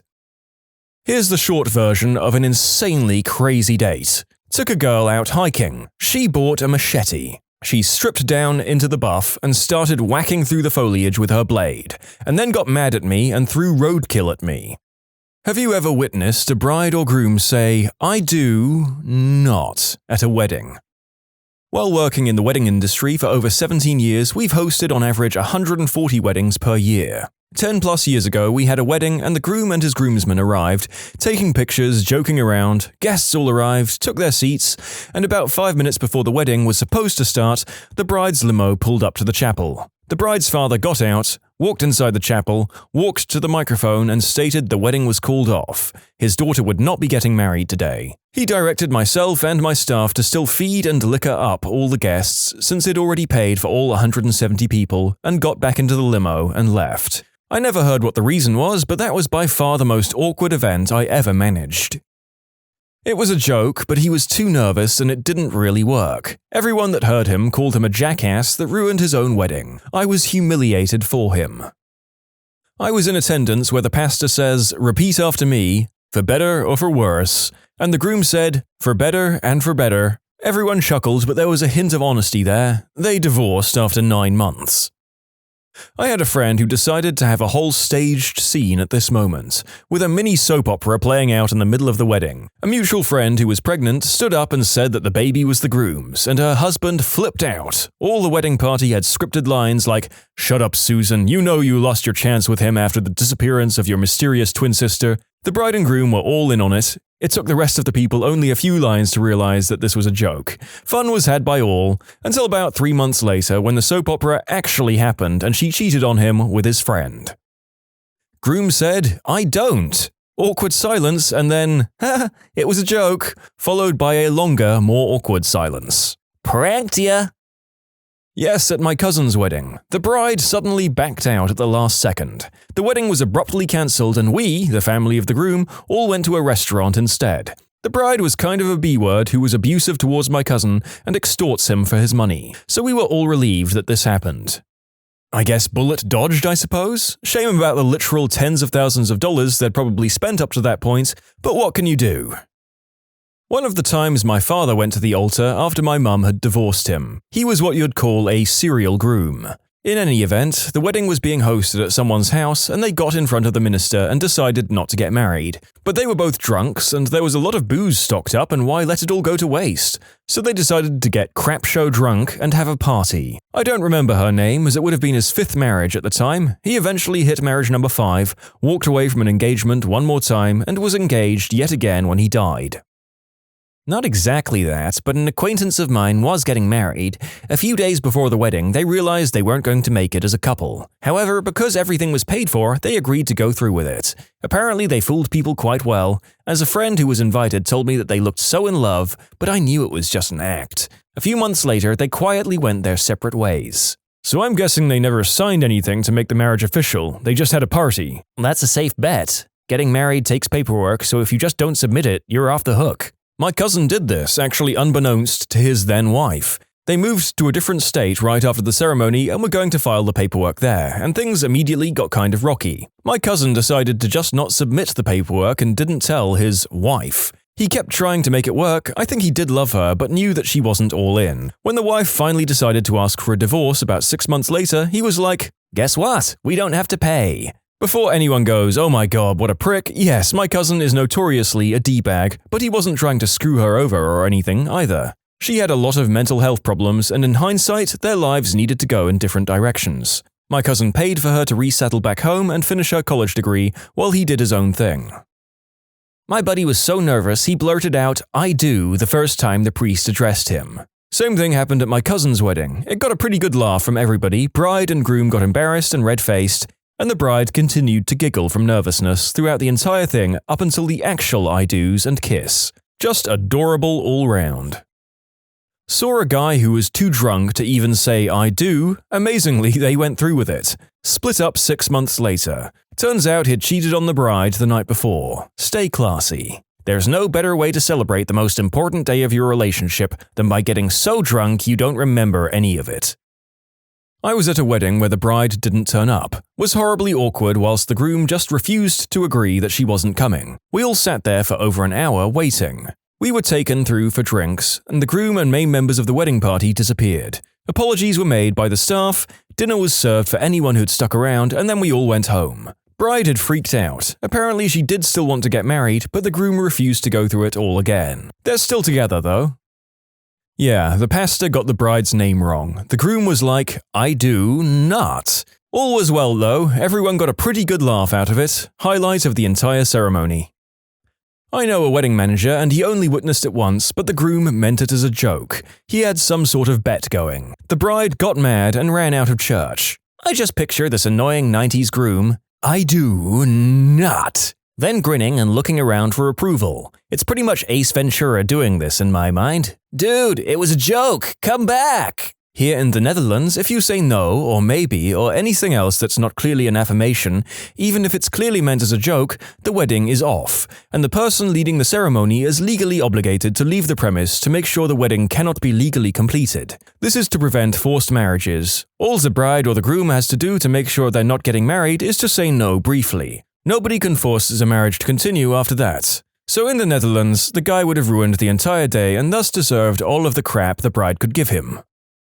I was at a wedding officiated by an ancient Catholic priest. He muddled his way through the ceremony but seemed to fall into the regular Sunday Mass rhythm, forgetting that this was a wedding. Eventually he started to say the Our Father in one of the last parts of the ceremony. The congregation, following along on our ceremony booklets, realizes something is wrong and start to rustle uncomfortably. Eventually, the best man went up to the priest and whispered in his ear. The priest was startled and muttered, "Oh, I forgot about that part." He then went on to ask the bride and groom if they actually wanted to get married. They both said, "I do." Next, he forgot the "You may kiss the bride" line, so we all waited uncomfortably again until my friend shouted, "Kiss!" They kissed, we clapped, and they all lived happily ever after. In conclusion, old priest forgets to ask bride and groom if they wanted to get married. They did. Not exactly. The couple was so emotional that they just couldn't answer. They're the sweetest of people who were burned so badly in previous marriages that when things finally went right for them, they both broke down a little. The priest made a little joke about love, let them calm down, and started that part of the ceremony all over again. I know it's not exactly I do not, but when my parents got married and the priest said, "You may now kiss the bride," my dad said, "Do I have to?" At my wedding, when the pastor was done talking, he was like, Steve, you can go ahead. Give her a kiss." It sounded freaking stupid, and I felt robbed that I didn't get the usual, "You may kiss the bride" line. One of my friends is so uncomfortable with public affection that she and her husband high-fived instead of kissing. My aunt was with an abusive butthole and decided not to go through on the day of, and didn't show up. My grandfather went up and stood on the stage and said something along the lines of, "There won't be a wedding tonight, but stay for dinner and drinks on me." Maybe that contributed to a 100% more jovial atmosphere at the reception, if the woman was that unpleasant to be around. Hope the groom was okay though.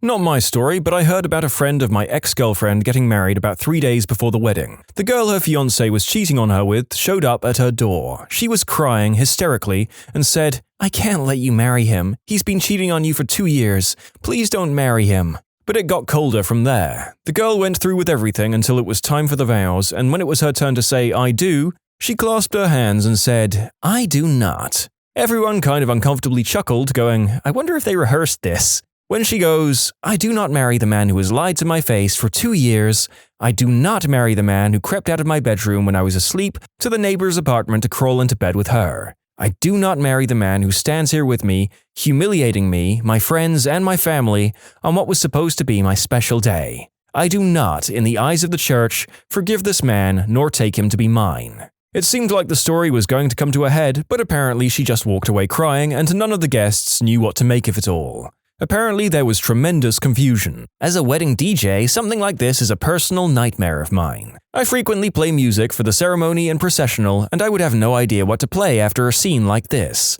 Maybe just some light jazz while everyone gathers their wits. Yes, my own sister did this at her wedding. She was marrying this guy basically just for his money, and she apparently found out his business was failing, and he was no longer a millionaire a few weeks before the ceremony. She wanted to embarrass him, so she did not call it off right away and dropped the bomb at the last second. Sounds like she's an awful human being. She is. Tell her I hate her. Thanks. You can submit your own stories to be featured here on the channel. The story submission link is in the description below. And if you want to listen to some vibey music in the background, check out easymode, also linked below, and subscribe.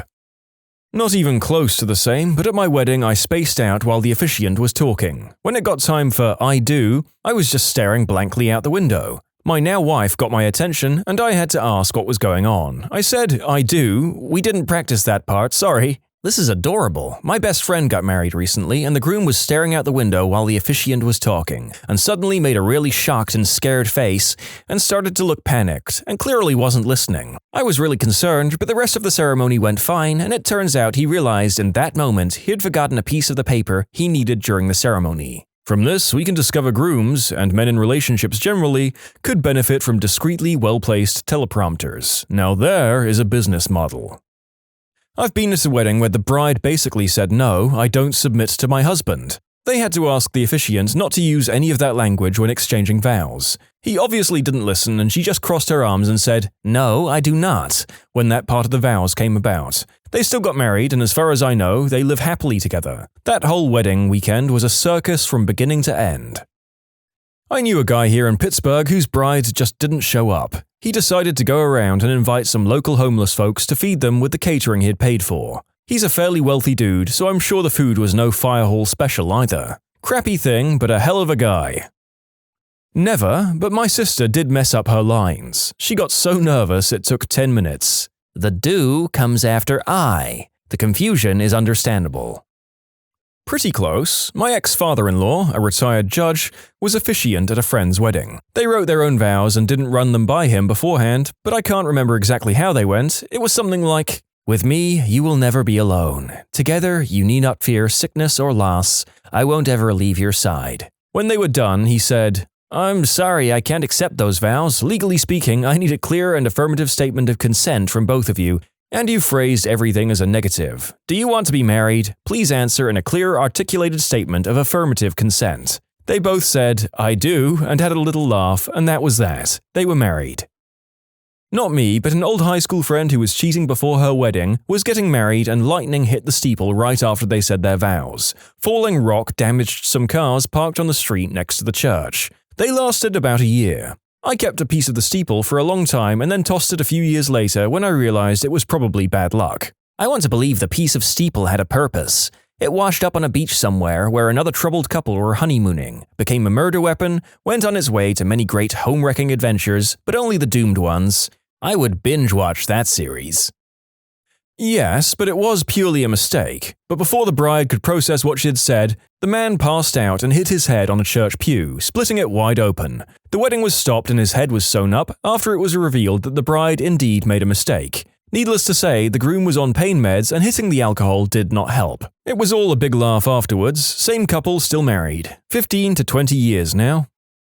When I was getting married, the officiant, clerk at the courthouse, an older gentleman who had been in the business long enough to marry my parents, asked me if I would take my wife to be my wife. After I said I do, he then turned to her and asked, and do you take John to be your wife? To which she smiled, not skipping a beat, and said, I take him to be my husband, yes. There was a pause where the clerk looked at her funny and then he covered his face. I said wife, didn't I? There was a nice round of laughter for us and our immediate family and friends, followed by his sincerest apologies. I'm constantly reminded I'm the most handsome wife in the world.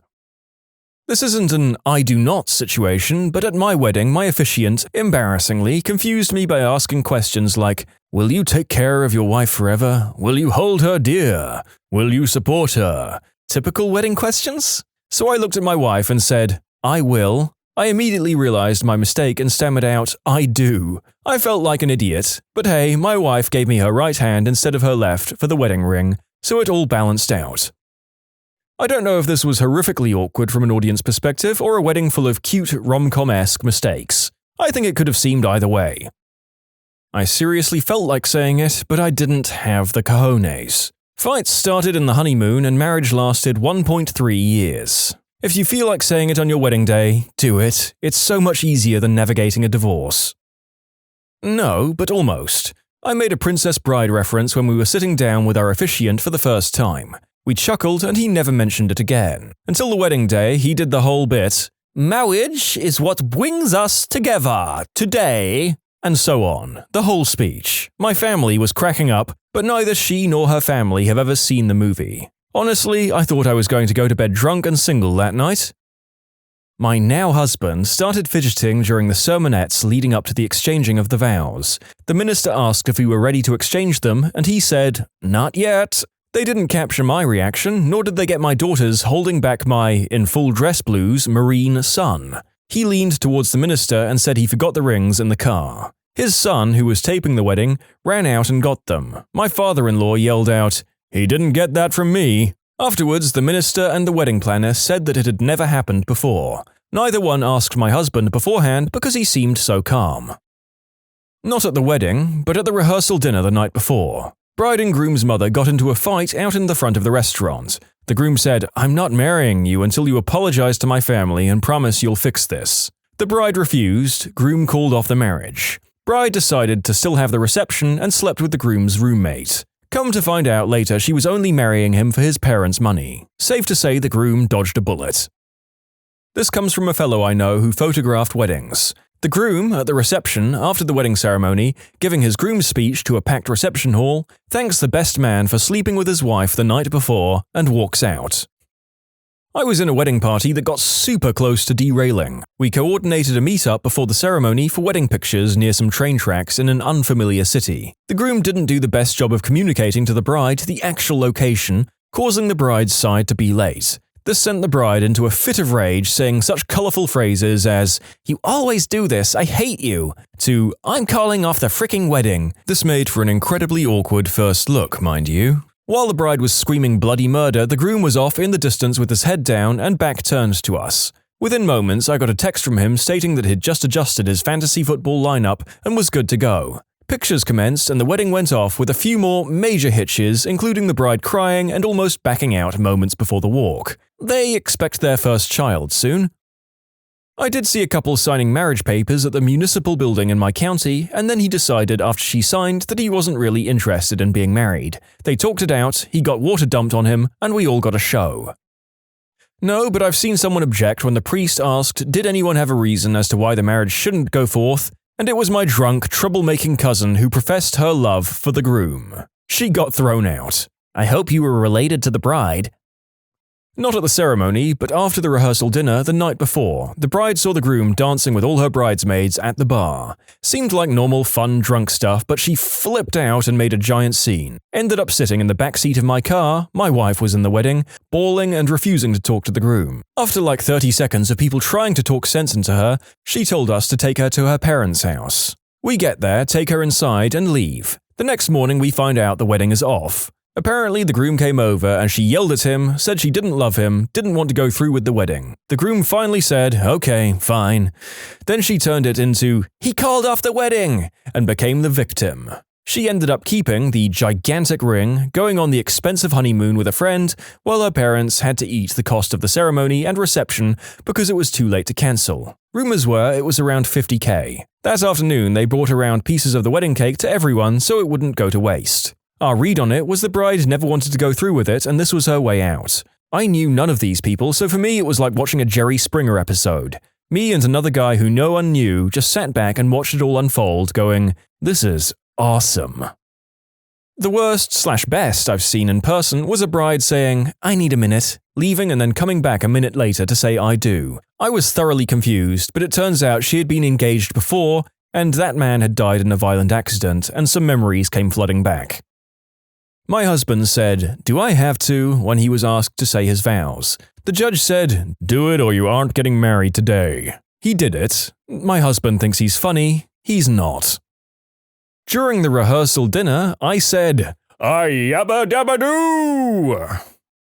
I was at a destination wedding where the bride called it off the night before. It was an awkward vacation for the two families for the rest of the week. One of the resort guests, not related to the wedding, wrote about it in their TripAdvisor review. I used to be a bartender and once had a rehearsal dinner where the groom found out that his younger brother, also a groomsman, had lost his virginity to the bride-to-be. The details of when the act had happened never made it to me, and despite my best detective work, I was never able to figure out whether or not the wedding actually went through. In my 16 years as a wedding photographer, I never had a "I don't" moment, but I did see many grooms and brides show up extremely late and very drunk. I had a lesbian couple break up on their honeymoon because one of them fooled around with the masseuse, and I had 2 couples break up the day before the wedding for cheating, and one bride that stumbled down the aisle after taking 3 Xanax with champagne. There are so many more. Oh, the stories I could tell. When you subscribe, make sure to hit the bell to turn on notifications. Put the playlist on in the background to finish listening to all the stories, or if you want some vibey music to put on in the background, check out easymode. If you like Am I the Genius, give Am I the Jerk a shot. Everything linked in the description.